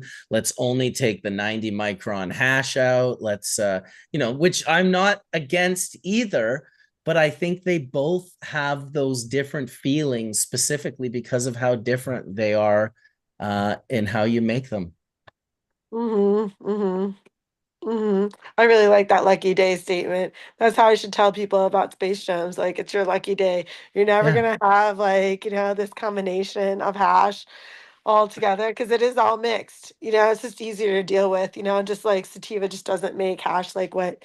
It's like you can't find that consistent strain. And I'm not gonna lie, you know what I mean? Like I stand in front of my company. I don't think it like helps like with marketing terms and stuff, when people are like, this is sativa, but it's not, it's made with the same stuff as the indica is because you can check metric, and so it's like this is just all just yeah. Mm, indeed. Well, I think it's time for another puff. I don't know if I'll First be world hitting the has future problems. booth, That's so true. right? I'm Let's Yeah. have a back. I little, gotta check my freeze dryer. I'll be back. Yeah. let's try I'm like, this what do you hive. mean, Colin? But Colin makes hash and hash First world oh, products. hash problems, ladies and gentlemen. Yeah. what hash company do you work for? I own a company called Vessel Life Science, and I have a license in New York State. And yeah, we're been doing it since I don't know, Marcus. When did I meet you, Oh, man? like November? No, I'm just joking. Like 30, That's 30 really years good. ago, dude. Yes, yeah, I started a little while ago, and I've been doing it a long time, and I like all of us here have been obsessed with this forever, so it never stops around the clock. Won't stop, can't stop. I know that's So, how I feel too. so yeah. Mhm. But yeah, I had a lab in Van Nuys for a while. I made all the hash for Pax Labs and other brands, and That is so crazy. Do you know what my friend just talked about PAX and about how they used to have a lab down there in Van Nuys and then they closed and they just ran out of that material. They just yeah, talked about that. well, Now they're onto the new stuff. And I was like blown away. Like Liz yeah, and we- Joshua were like, did he just say that? Did he just say that? Like, yeah, they didn't have a lab for you did that lab, but your material went that long. Think about that from 2021 to like now to 20. Wow, dude, that's a long time. Way to go, Colin. yeah, Yeah. man. We do. We personally like, yo, every 3 days, sometimes we would produce, and no joke, we would produce 15,000 grams of finished hash. Holy shit, It was dude. pretty baller. Like we get in there and we be rocking the systems, and shout out to Pure Pressure for just greasing us with such a great kit with and we had a blast, man. We had like just so much awesome material, and we learned a lot about farms, and it was a cool experience because we had a great company behind us and a good set of people, and it was a magical time for me because I was around all these other there's this like there's all these other PhDs around us doing all this other work around us in the same building, right? Because Final Bell and 14th Round were there, and I met a lot of great people there. Overall, it was a really cool experience. But yeah, it all changed, as you know. Yeah. But yeah, I'll be right back. Let me Oh, check no, this so batch. sorry. That was cool. I'm just Like that, taking a that's like a peek. little full circle moment. So Oh, that's that's so cool. Yeah, good. that's cool that you know about that. But it was a really cool setup. It really was a special one. Oh So yeah, man. yeah.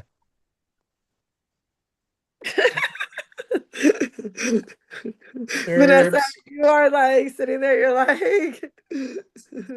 I just listening.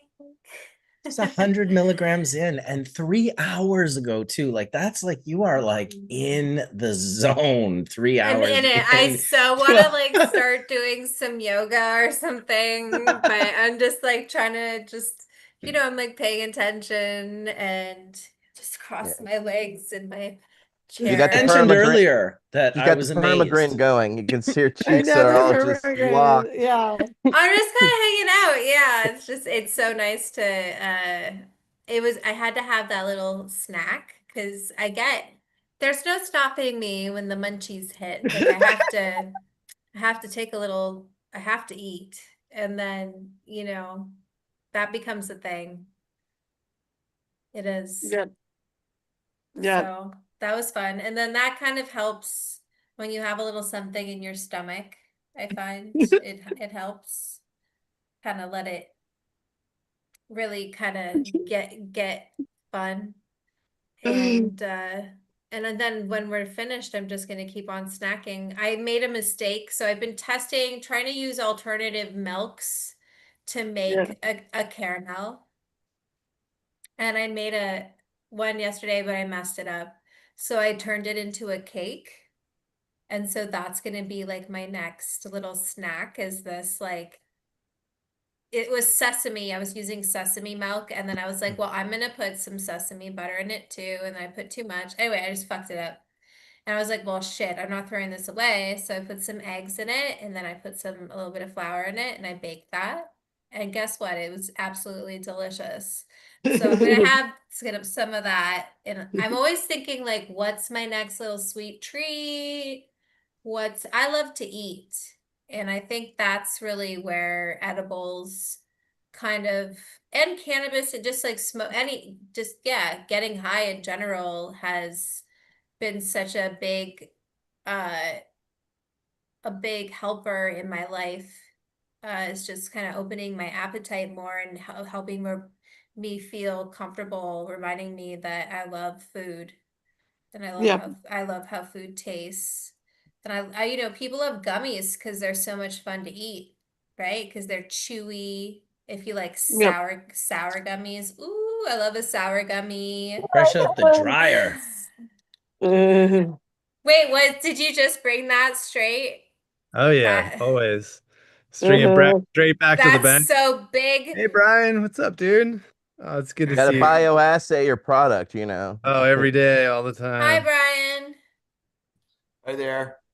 Yeah, welcome, buddy. Fuck, it's Welcome, been so Brian. long, dude. How many I hash know. churches ago was the last time you were on church? I Oh, was just goodness. thinking of you yesterday, dude. I was just so funny. I was like Like literally yesterday. washing. I was like, man, I gotta hit up Brian. Like, Yeah, thinking of you too. Seems like yesterday, but it was so long. Good yeah, It stuff dude. to really see was, everyone. man. Maine representing. Maine Yeah. via Cali. Yeah, I Maine. heard you had some edible folks family on today. Have Yeah. you ever had lobster with can butter? Have you done that? No, I have not. Ooh, that would be so much fun. Listen, first of all, you guys should go to Maine and hook That's up what I'm with Brian saying. because let me tell you, go look at his hash that he has on Instagram. He makes some of the nicest bubble hash, like Yeah. period. Hey, Well, we can thank all you, drive up dude. there. Ridiculous. Wow. Yeah, I'd Yeah. love to share. let's do a big dinner party. Let's start throwing some parties, Wendy. Do an outdoor party at I Brian's place. have I have the event in Denver for at least I don't have an event anywhere else yet, but a space. But in Denver, I have the ultimate space to do an event. Should Like we do an event? I would so love Oh. to do that in Denver. I'm telling you here while we talk, because I always do this. Make it happen. I'm gonna show Manifest it. Brian's hash. So this I is just like, want to say hi to Wendy too. Oh, Yum, hi. yum, Wendy, yum, how are you? It's Hi. been so long. Doing good. Wow. Oh boy, there's some. I've been getting some. Yum. I've been putting in a little work with the 120 micron action. That's really so with those big buttery. heads. That is like piatela'd out. He's cured, Wow. sweated. Like, look at it. It's full melt bubble. It looks like rosin.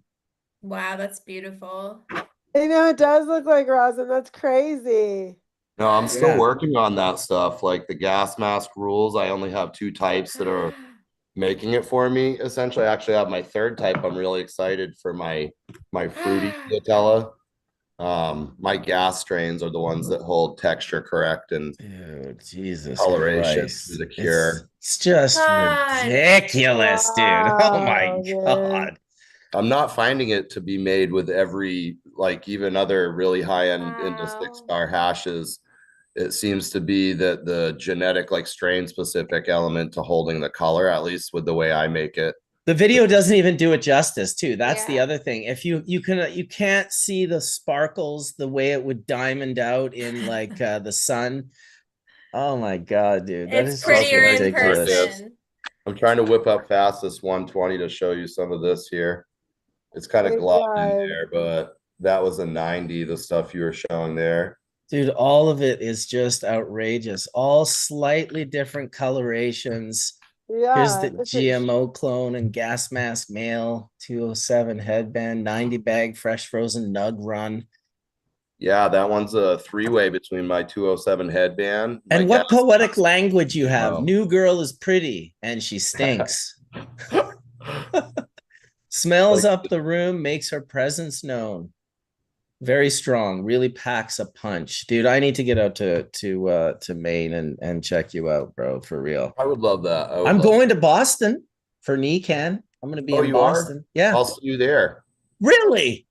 Yeah, Mm. No way. maybe under the homegrown section. Little bit of Dude, that would be participation. amazing. That would be pretty Yeah. darn amazing. That's in like 10 days. Yeah, a friend of mine down there hit me up. So I'll see you down there and have a couple things on the board there. No, See no, what no. Bring all of the things on the board. I need to smoke them all. This I'm one joking. there. Yeah, I will. I'm gonna have examples with me to share. That'll be awesome. That's Jesus. a great. That's Holy really cool shit. to know that. Oh, How I'm crazy stoked. is that? That's amazing. Hopefully, see a little. I know a couple other people going too. That makes my day to hear you going, Marcus. Yeah, yeah. I didn't know too much about it, but my partner Thomas from Grandmaster LED, who I think he's in Berlin right now at the ICBC, he has a booth for Grandmaster LEDs, and he was like, "Do you want to come and rep us at the booth?" And I said, "Absolutely. Come bring all the good folks to the Sweet. booth, and we can show them all the lights, and I'll be able to kind of bump into the people. I'm in the middle of signing a deal for Bubble Man brand out there right now, so Amazing. gonna Be go hanging out with you guys. Yeah, absolutely. Yeah, please do, dude. Oh That'd my be great. God. Fuck. Totally. Jesus. Just This is be back. exciting. Yeah. By No, the I'm way, so you excited to probably hear that. weren't on earlier when Vanessa gobbled down 100 milligram fucking Gobbled space. down. Well, I should have said it accurately. Let's Down go. the hatched. Oh my she, goodness. she downed the hatch. That was the How exact. long ago? Like 3 hours, dude. Yeah. Wow, hanging hard. Hanging Yeah, hard, totally. dude. Oh my I know goodness. people always doubt me, and I'm like, you can watch me live. Like I didn't doubt you when you ate it. I was like, no, this is something she does. This is Yeah. not her first Yeah. rodeo. This is not my Um, first rodeo. Giddy up. Let's go.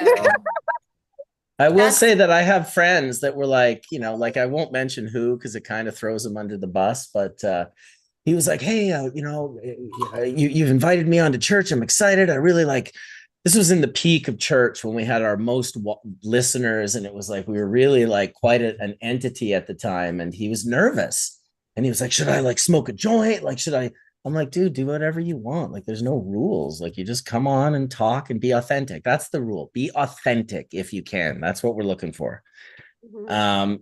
he's like, okay, I'll smoke a fatty. Comes on, smokes this huge fat joint in the first 10 minutes, then proceeds to get so destroyed that he doesn't talk for the next 4 hours. Like he's just sitting there almost quiet. And yes, if you go through all 267 episodes, you'll find out who I'm talking about, but I doubt you have it in you, listeners. But I dare you. But I dare I you. dare you. Triple dog dare you. Maybe we'll have him on again and he can tell the story because it was hilarious. He even hit me up later. He's like, triple dude, dog dare. You he's like, can't go. You can't go hard. straight to triple dog dare, man. That You know what? You went straight It's 2026, to Etienne. the edge. You can't. Yeah, but that's where we live now. We live on the edge. It's the razor's What are you gonna edge. say for 2027? I don't know. We're cut. I'm still, by the way, I haven't stopped watching this.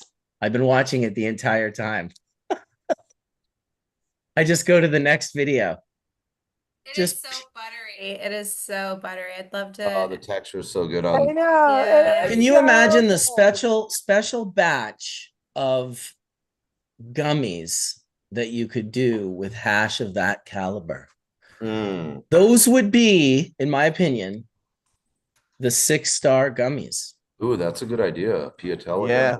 You know what? I don't Elite. know. That's like what I'm debating. I have this really good hash maker. Her name is Lena. I guess she used to work under Frenchie. She's a really good hash maker here in Washes, really a woman's farm, Catch a Cloud. And yeah, like it's like amazing. Like the hash that's being made out of there. And I'm like, dude, can we like take this and put it into a gummy? Would it matter? Like, do you think people would Of like course it would. The same way you're doing things that other people don't think matters, but you know it matters. Of course it matters. do you think that we should come out with like a Yes. higher price? But listen, yes, a small An think elite of it, line. think Limited of it as edition. your podium product. It's a small percentage. You're not making a lot of this. This is like special. Yeah, you're making like Dom Perignon, right? We all carry the beer, but we always carry a little bit of Dom Perignon just in case somebody comes looking for it. You know what I'm saying? Dude, imagine the product has a QR code that you hit and it takes you to a video like this of the hash you used in that product being cut with a knife, just like what Brian's doing in his videos. Holy shit. I think it definitely from a marketing and all of that perspective, edibles have always been made with like here make something out of this. Yes, the duff, like the bottom of the bag. Yeah. Can you do anything with this? Yeah. I guess that's why it would be a neat thing to elevate an edible to be like, this is an edible where we use the most special resin. That should be the event. That should be the event in Denver is like come and have this experience, work with chef, like, work basically kind of Bon Appetit style, like work with chefs to create a menu around the hash and the flavors that you have that you find and those textures and how to play with it, how to different ways to decarboxylate, and then also maybe not, maybe leave some of it THCA so people can get those benefits, but also just be able to eat more food. I like the idea of a master chef style, like elevating a dessert or a edible using a super high-end product like Piatella bubble hash as your starting material. And it's filmed in a beautiful environment, beautiful kitchen. And it's just like, just show us what you got. We just want to see what you came up with. Maybe there's a sort of some really great judges, like maybe, like yourselves potentially, if you're not competing in the thing, you'd be judging it, but something along that lines where it was just like, it's not about like winning a trophy. It's about like creating novelty and taking something to another level and pushing everyone, kind of being like, damn, like these people are good at this. This is exciting. Now I feel like I'm not too sure how well I'm going to do in this. And then you end up seeing something, some excellence gets pulled out of that. Not to mention, Yeah, just diamonds come from pressure. I feel like I'm really appreciative of this conversation just because I feel like everyone's just like, you know, yeah. I mean, I feel like I post my material on my Instagram for people to be able to see, and they're like, that's the bottom of the bag or this or that. I'm like, no, it's not. But no, it's not what, obviously Brian's like showing, but like, I think that pushing the consumer, maybe the consumer's there now with like education to like try, like, this is yeah. That's a really good point. I Yeah, guess it's like the next level. Thanks for that. Because sometimes I feel like, like I'm already doing ice water hash. These other companies aren't. Like, what other thing totally. can I go to? And I'm Wow. like fighting against them with prices, with buyers, like thinking that it's just like a regular gummy. So like Yeah. trying to That's, I constantly think, convince them. I think that's the, like, it's a wonderful idea. Like, I love this concept. But Yeah. as a manufactured edible, like when you Yeah. really, if you want to be honest about Yeah. it, consumers are trying to buy price per milligram, and Yeah. they're looking at predominantly THC. And 100%. so That's if like you if 90%. so if you're increasing the price of that ingredient by that much, like the people, like, they just, maybe there is that market. I think it's pretty niche, It would be pretty super niche. niche. It would be a tiny market, and it would not be something that you would build beyond that, most But likely. It could. Mhm. It could but spark off. you'd have to like work with the labs or something, because if you're doing like a small batch is great, but when you're doing lab testing on a batch, like Oh, I that know. price. So if you have a small batch of, like, say, okay, we're going to try doing this many of this, say $1,800 lab test, we're talking 80 cents per unit or whatever, that's a very, Well, very when I small say batch. small, I mean like maybe like 5 to 10 kilos. Mm. Nothing that's massive that's going to be huge for some monster market, but even trying to find 5 kilos or a kilo of hash of that caliber, it's not impossible. I see it, but it's definitely a very, very niche. You're exactly correct. It would never be something that grows into something big. It would be something that would create a culture. You could create a culture around it with these sort of events where people are trying to elevate using the highest caliber resin.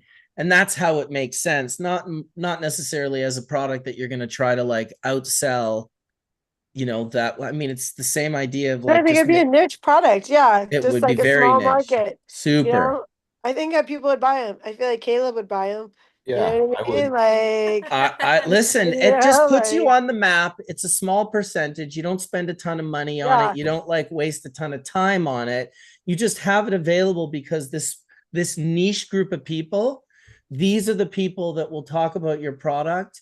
Like 20 of them will talk more about your product than like 500 of the people who buy the gummies. Like these are like a different group of people. These are the kind of people that gather on weird shows like Hash Church and talk for hours about cannabis and extracts and Google and drool at pictures of hash getting cut with clean I know that was knives. so beautiful. Oh The my God, it's perfect us. name for your farm too.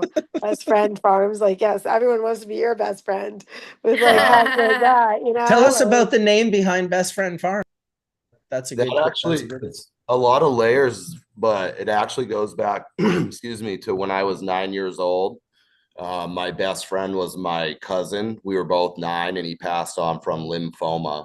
And that's what actually it was associated to Roundup. So it kind of set me on the path to medical cannabis from the earliest start from 95 on. I tracked it with 215 and got lucky to get the last 10 years of 215 before uh-huh. I came back here. But yeah, it's a deep rooted story. The name right there. It's Yeah, definitely that's heavy planned. foundation right there, dude. Yeah, Travis, always with me, but kind of riding it together. And then the plant's just been my all out best friend and Yep. family, thick and thin, and all of it, ups, downs, all around, still always there, always solid. So that's like, from deep down to present, but But hey, one idea. Well, thanks for asking about that, Marcus. I never explained the name is kind of like it's fun, but it's pleasant, but it's also deep meaning. I think best friend kind of relates to a lot of people when they think about the cannabis plant and what it's been in their life. I kind of know it for a lot of people where we Yeah, my connect. girlfriend for sure. Same vibe. Yeah, yeah. And then, man, I'm digging what you're talking about though, with like these events with a featured chef. It's just so cool to think of like a featured hash maker coming Yeah. in, chef, or a featured breeder coming in. And I know I'd be down with stuff like that. Like the breeding into my special forms is proprietary, but I'd love to be like feed some forms or types or a certain consistency into some of that, and think could kind of like feed into what you guys are doing with your art, and then accompanying the chef and the hash maker side, all kind of Yep. triumvirate. Bringing it, that's what, I did a show on Vice called Bong Appetit for several seasons. And that was my role, was really kind of being this bridge between the chef, because I knew a lot of chefs as a food writer and just being in the food scene in the Bay Area and in LA. And then being like this edible maker on the side using cold water hash from Humboldt. Um, and I just think that we did a lot with that show, but I feel like there's so much more that can be done because the cannabis industry has come so far Yeah. since it aired, last aired in 2016. So, not to age myself. But yeah, I think the chefs always were, this kind of light bulb would go off for them when you explain what they're cooking with, and you kind of tell them that there are different level, like grades and consistencies and flavors, and all of those things. It lights up their brains because that's how they cook with other ingredients. So it's really like, when I think about cooking with cannabis, I really think about it from a hash making perspective, except for I'm not using ice water, I'm using butter. And I'm using, like, what do you use, a coconut oil, or I teach people how to cook with flour too, but cooking with concentrates makes it so much easier and solventless. From we were talking about it earlier, not to knock BHO or anything, but we have a preference, and I like to cook that way and smoke that way. So yeah, I think it would be really fun. Marcus, if you've got a spot in Denver, let's Yeah. let's plan it out. Yeah, definitely could It'd be get you fun. on the phone with Kyle and some Yeah. of the other people involved at the space for sure. Because yeah, it sounds like a very interesting kind of fun. I know, fun. hash church meetup with like Yeah. outside cooking. That would be like pretty cool. Hash Church Kitchen. Yep, absolutely. Mhm. It's yeah, it's there's so many different good ideas. First of all, shout out to Travis. That's pretty awesome that you had that he was a part of the foundation of the naming of your farm, and that you've kind of had him with you all these years. 9 years old, that's a long time ago. My son is 11 right now, so I just can't even. I just his little buddy. She got cancer when she was little, and it was so scary in the village. Everyone was just like, Yeah. it's just like, even like with the politics that people have and the different ways they find to divide one another, everyone just sort of prays for sick children. It's like we're all equally like, just like, let's just let that be okay. So it's never okay when it doesn't work out like that. But it sounds like you honor him and carry him with you, and Yeah. it's in the name of your farm, dude. And I've had you on Hash Church like hundreds of times and Five, never six. asked you that. So what a huge dick I am. Not at all. No, I didn't explain. It comes out at the time when it's meant to. People ask, and wonder about it. But Yeah, it flipped my lid when I learned about even the early days of as far as the wasting syndrome and what it could have done for him through the chemo and radiation. Not, not even that it just would have or possibly saved his life, but even like easing the suffering on the way out. And when I caught that information, just being with him that whole time, we were really close. That was what threw me. Anything that could alleviate that suffering during that time, that he went through.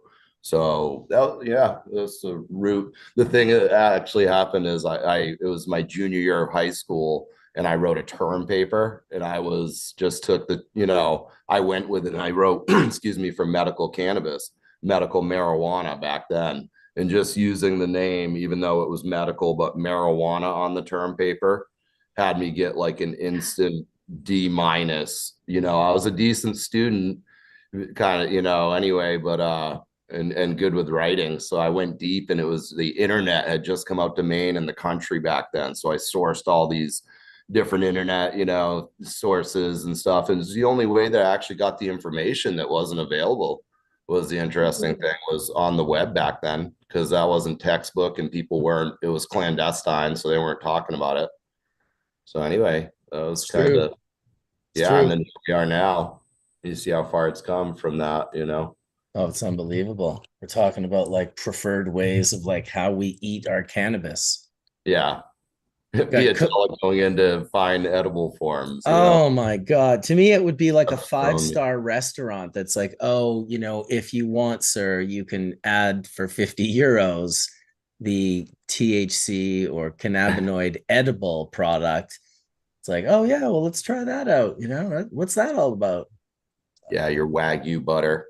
Yeah, your Wagyu your Wagyu bubble. There you go. Wendy's thinking. I know, I am thinking. I'm like, I buy Wagyu all the time. I hear your thinking sounds. No. The wheels are turning. Yes. Where this hash is actually massaged, the cows not so much. That's true.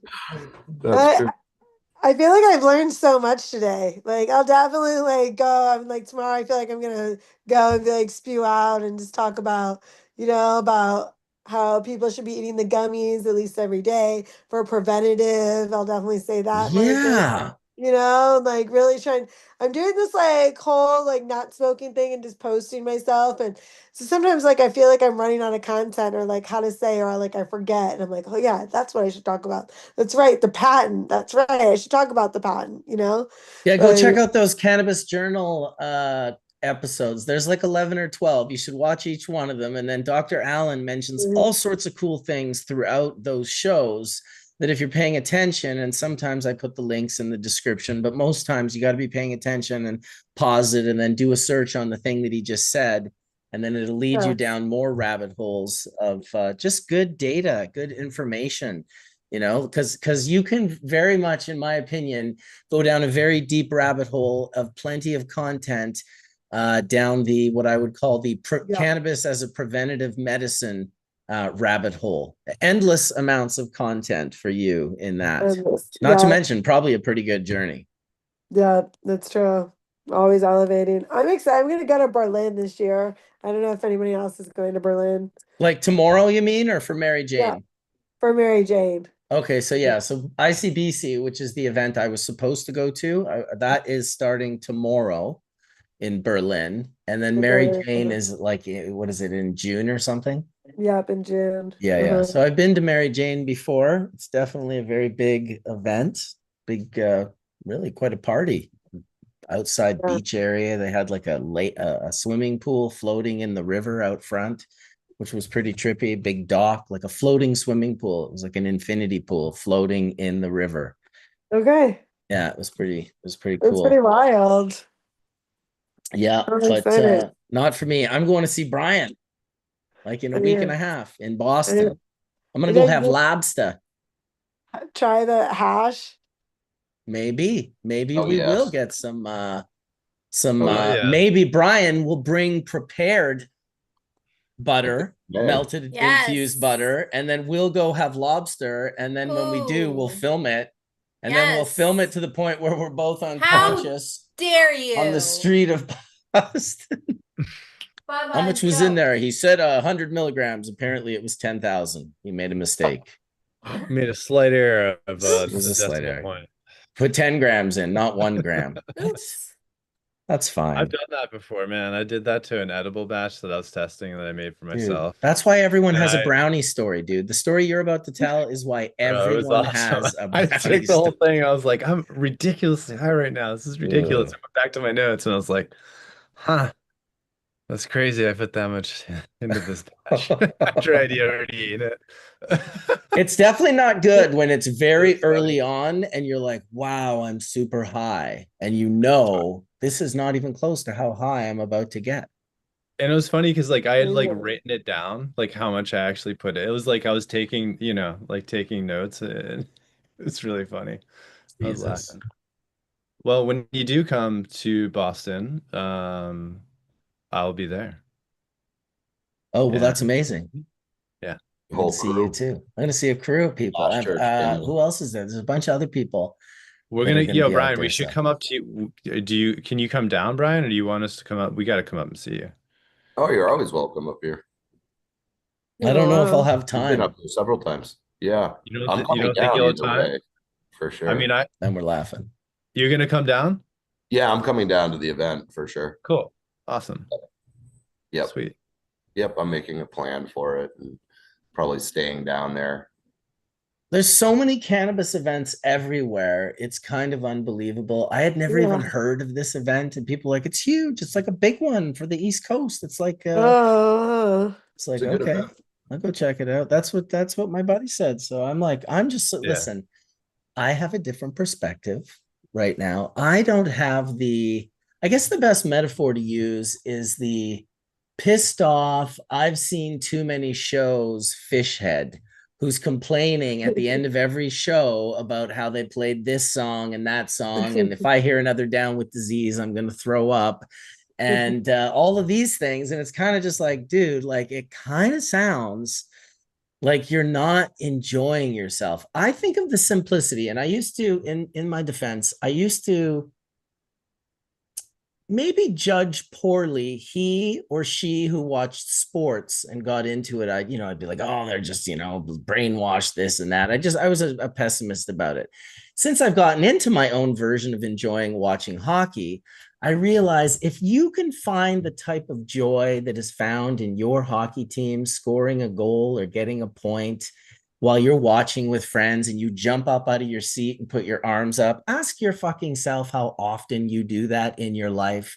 And if you're not doing that in your life, you should find something that allows you to do something like that in your life. Because, man, I'm telling you, like to watch, like to believe in a team and invest time and watch with friends and have your team score an incredible point or goal, it's the most incredible release. It's just this like, yeah, like you actually jump up and it's like, holy shit, like this is a good thing. This is something that like society can definitely use, like more celebration, more like I guess you could call it spontaneous joy, like just an eruption of spontaneous joy that the person can't even contain. This is something that you should find in your life if you don't currently have it. And as always, I'm so cooked. I forgot the exact point I was making when I went into talking about this, but it doesn't matter because the point is the point. Find more joy in your life, and it's not a bad That the thing. show is going to be good. That's the point. And the show will be good. Exactly. That's the point. It's going to be fun to see everyone. Yeah. The point is for me, I've been kept from these shows. I've been kept from the US. And so I'm not the pissed off fish guy. If I went to a fish show right now, it would be my first fish show in over 25 years. I would be the most happiest person in the audience. I'd be so like, I've been starved of this. So I've been starved of America and not so much Americans, because you guys are everywhere I go, but America in your own backyard. I've been starved of that. And I have been loving it. Coming down, enjoying my friends. It's just been fucking awesome, dude. So yeah, I know I'm gonna have a good time. I feel like I enjoy every show I go to. I have so good, like, just connecting, Probably because you're not looking for a reason to not enjoy it. Yeah, I love it. I love it so much. Yeah. That's awesome. It's mhm. Yeah, I guess we're that's gonna, what's I up. don't even know about the Boston thing. That's gonna be interesting. I guess you'll have to let us know. I guess I'll be tuning in more to hear. Yes, I think Uh-huh. I'm leaving. Yeah, I don't even know. I might be doing a hash church in Boston. I have to look Oh at the wow. dates. Uh-huh. There might be a hash church to be done in Boston. There's definitely one happening in Michigan and in Denver in May. I'm going to do a couple of hash church in different states. So that should be fun. Go hang out with the Michigan hash crew and visit and go check out how the hash is being made and make sure everything's on par, as I know it is with Papa Sift. Ryan, aka the Papa Sift, our hash maker down there, is awesome. And then Denver as well, which I'll go and see Kyle and my partners Ted and Dan. Go see the sales guy Drew and Nicolette.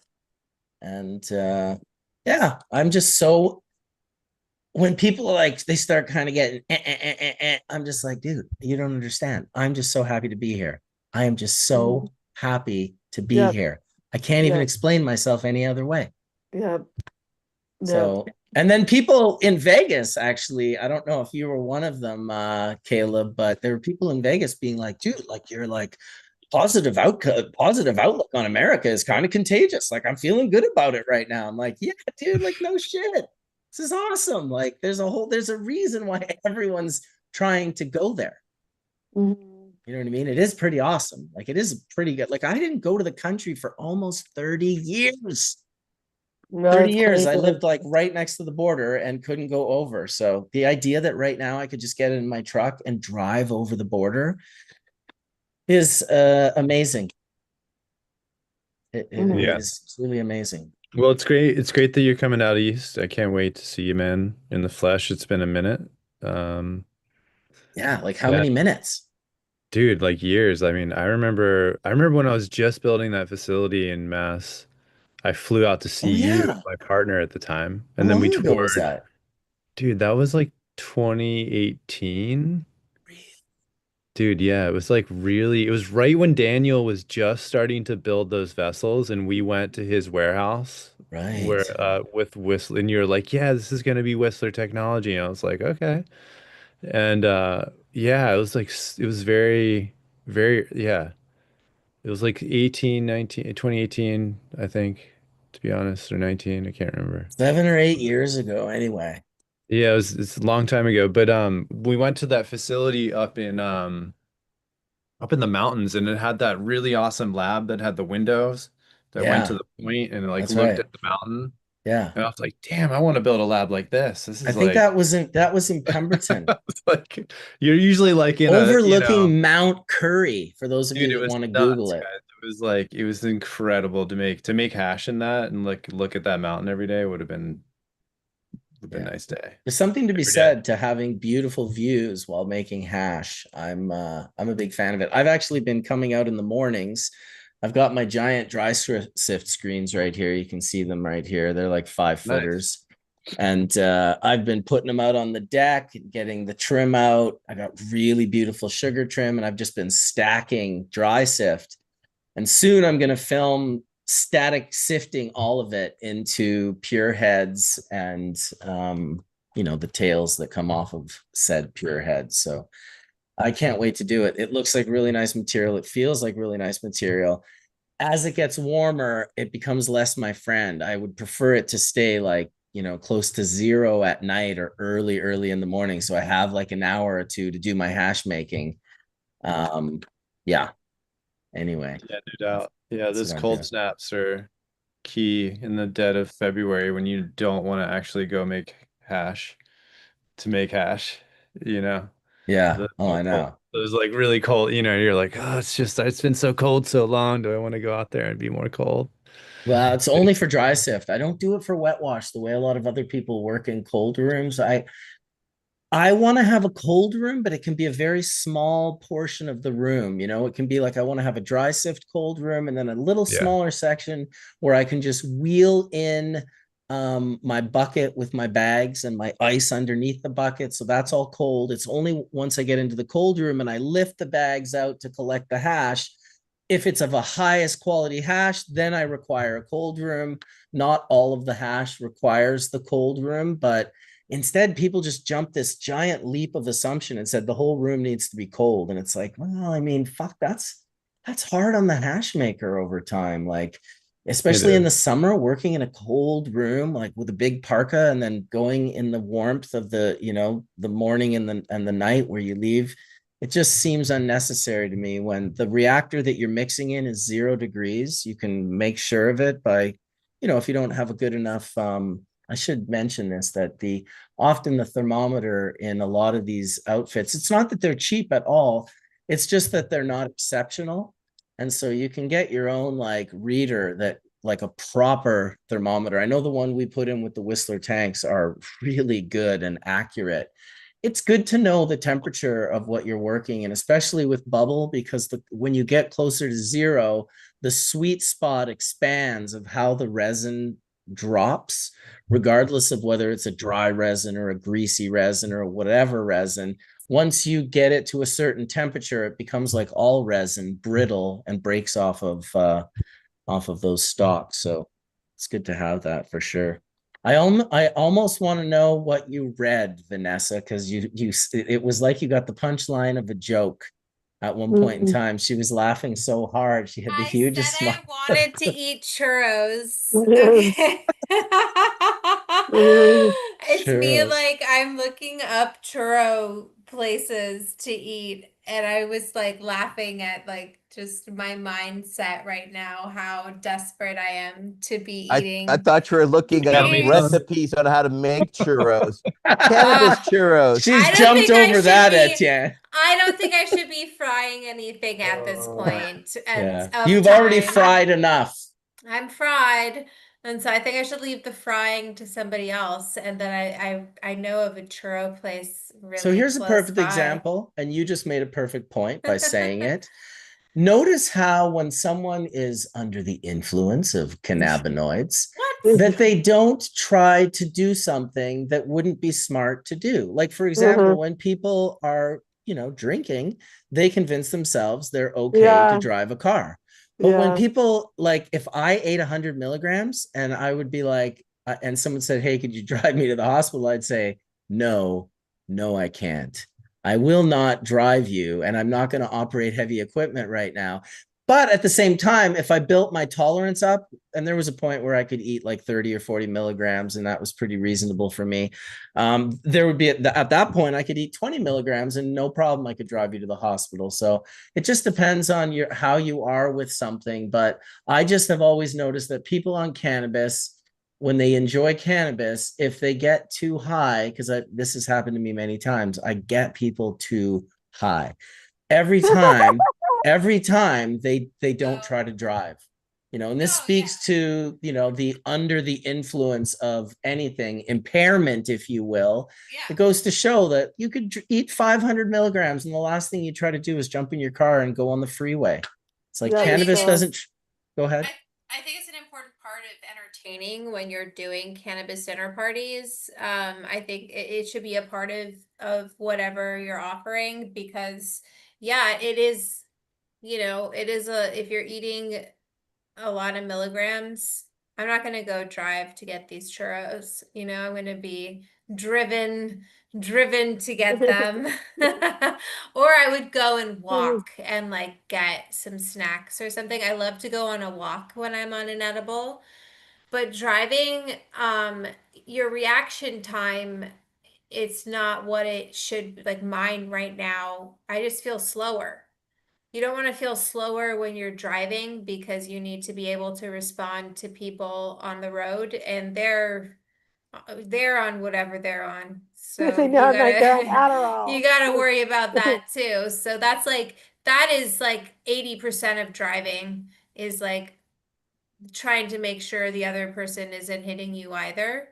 So if you're inebriated, and or not, I don't, maybe that's not the right word, or if you're slowed down in any way, which I'm definitely slow right now. I've fried on 100 milligrams before, but you I know, guess it's all about like, the definitions of I the wouldn't words recommend don't it. matter to me as much, but it's kind of like, I guess what mainstream, what the police, what like they would call it impairment. Yeah. And so it's like, to me, impairment shouldn't be about having a certain amount in your bloodstream or whatever. It should be about, are you impaired? Like, because some people could be on 500 milligrams and pass every impairment field sobriety test, do anything that they are asked of them, and then other people on like 2 milligrams, could not. But in those Yeah. people's defenses, they would never have tried to drive in the first place. Right. It doesn't turn that part of your brain off. Alcohol completely slows you down while convincing you that it's speeding you up. Like if I had Yeah. 10 milligrams, I wouldn't worry about, like, that wouldn't be a concern for neither. me. I would go and do yoga and do a yoga class on 10 milligrams. But 100 is like, I give myself a lot of hours to work it through my system. I eat a lot of food. If I need to drink coffee, I drink coffee just to, like, feel to the point that, I'm not that edible high anymore. So, but I'm always like, it's like people like, do you drive and you're high? I'm like, I don't, like, I wake up and I dab. So I don't know what to tell you. I'd rather be like that than not, because if I'm Yeah. not, it's like, you don't want that. I'm just thinking of your threads. That's where my brain goes. Like, My threads. yeah, just in the Oh my morning, sometimes God. you're spot up, So like, In the let's do mornings, dab. that's what I'm like. That's me without a dab, and I've just read the news, and I'm like, oh my God, what is going on? Who's gonna drop this? Who, like, what's the latest tea on what, I don't want to get into it because I don't want to get into trouble, but yeah, I definitely am I stir the pot on threads about, like, politics and just in general about the cannabis industry. Or there are a lot of, like, people who are, like, offering expertise without having done Yep. like research. Yeah. Yeah. And charging a lot of money for it. And then Yeah. people are paying, and they're kind of walking around and being like, I'm certified by da da da da da. It's And worse. like, They're well, doing research, but it's not research that they need. It's no. experience. And that's where what you're speaking of really goes back to, like, is what you're doing authentic? Or Yeah. are you being Yeah. disingenuous? And Yeah. so Are you ripping people off? Oh, Like, oh yeah, that's like a like, big thing that people are very, it's such a new industry. It's such a yeah. new, like, well, not, people don't even necessarily know how to sometimes calculate the return on information given. So But Right. you're also carrying a history, right, of people's Yeah. all their bad experiences prior with bad product and bad edibles or Right. over edibles, right? Which is a huge ripple that's been out in the, general population for a long time. So you have a lot to overcome. So I think, Vanessa, you're speaking, you need authenticity and the realness to overcome that unfortunate reality that follows the reality that comes with edibles, right? Yeah. Yeah, because edibles have a history of being too strong, or if you want to make them yourself, they have to take like 3 days to make them, and you need to do it on a full moon, and you have to stir it 500,000 times, and like there's all of this kind of like mysticism can you about, tell us like, more about that, Vanessa? We don't want to miss the important stuff. I'm Especially going the to make full this a moon, all clip. about the That's how you make the strongest. It's the only way. It's The the blood only moon. way. The blood moon, and you have to kind of cackle while you're doing it and Yes, stir. and you have to use Brian's hash. don't forget to to. face the east and yeah. Oh my gosh. Yeah, it's just so simple. It's like this plant is really meant to be cooked with from a culinary perspective. It works so well with food and it has historically been cooked with. And so for me, edibles, I from the 100 milligram flying saucer to the infused curry I had on Koh with Kodam, that was incredible. There's so many different ways to incorporate this plant into your life and into your diet. Yeah. Maybe not the right word, lifestyle, however you want to put it. Your food, your recipes. I can't think of any recipe that I'm like, nah, we can't get weed into that. Like especially when you get it into hash form, it's like it's meant to be cooked with. It's like sugar cane versus granulated sugar when you're going to cook with it. It's like you're getting down to the part that we're actually like we want to cook with. So yeah, I love it. And I thank you for having me here today and letting me Yeah. get really, really high on an edible from the legendary Wendy, who I've heard about for so many. Like, I first heard about Wendy because I would go up to Humboldt to go see my friend who lived off the Eel River. And I would get my hash from her because I was like, she's a woman and I trust her. She's not gonna like no funny business, you could just I felt safer. And she would be like, you need to try these gummies, is what she said to me. And I was like, who's this? You know what? And I ate them and I was like, shit. Well, good for her. It's one of those times where I was like, yep, that's what can I say, but that's a good, and I was like, that's hard to do. So, I just feel like we met again and it's just been very serendipitous. Oh shoot. Someone's at my door. Okay. I might have to go. It's actually perfect timing because we're just wrapping up the episode. So you did a very good job wrapping that up a little bit. That was good, Vanessa. I For love yourself. Thank you so much. Yeah, Thank well, you. we'll still continue to say goodbye, but no, thank you, Vanessa. We'll definitely have you back and appreciate you coming on and bringing Wendy, inspiring me to invite Wendy and have the conversation with us. It was truly awesome. I do look forward to more of that. And geez, I mean, enjoy your 100 milligrams. That's you got a day ahead of you. Yeah. My goodness. I'm gonna go and eat some churros. Oh, it's my mailman. Oh, look That's how what excited your dog is. she loves to say hi to people and just like Little tail wagging. yeah, she's very social. She's had to be like somewhat cooped up because of her knee, but she's doing a lot better. Yeah, I'm gonna go and get some churros from this place that opened You close know what? by. Go enjoy those churros. We're all going to be thinking about you enjoying those Oh, churros later, good. including, Good. several hundred people who are watching live right now. So Thank we definitely you. wish you and your churros the best. We'll throw in where they can check you out Oh, on Instagram and such. and if you want to check out, this is my cookbook, How to Eat Weed and Have a Good Time, except for I don't know how to mirror it, but it's available everywhere that books are sold. It's mirrored. It's coming through perfect. Oh, good. Great. Beautiful.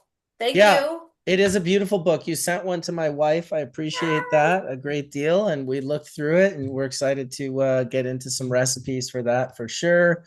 We'll definitely have to have you guys back when you're further down the R&D road of whatever Yes. Yes. collaboration you guys are going to figure out. Yes.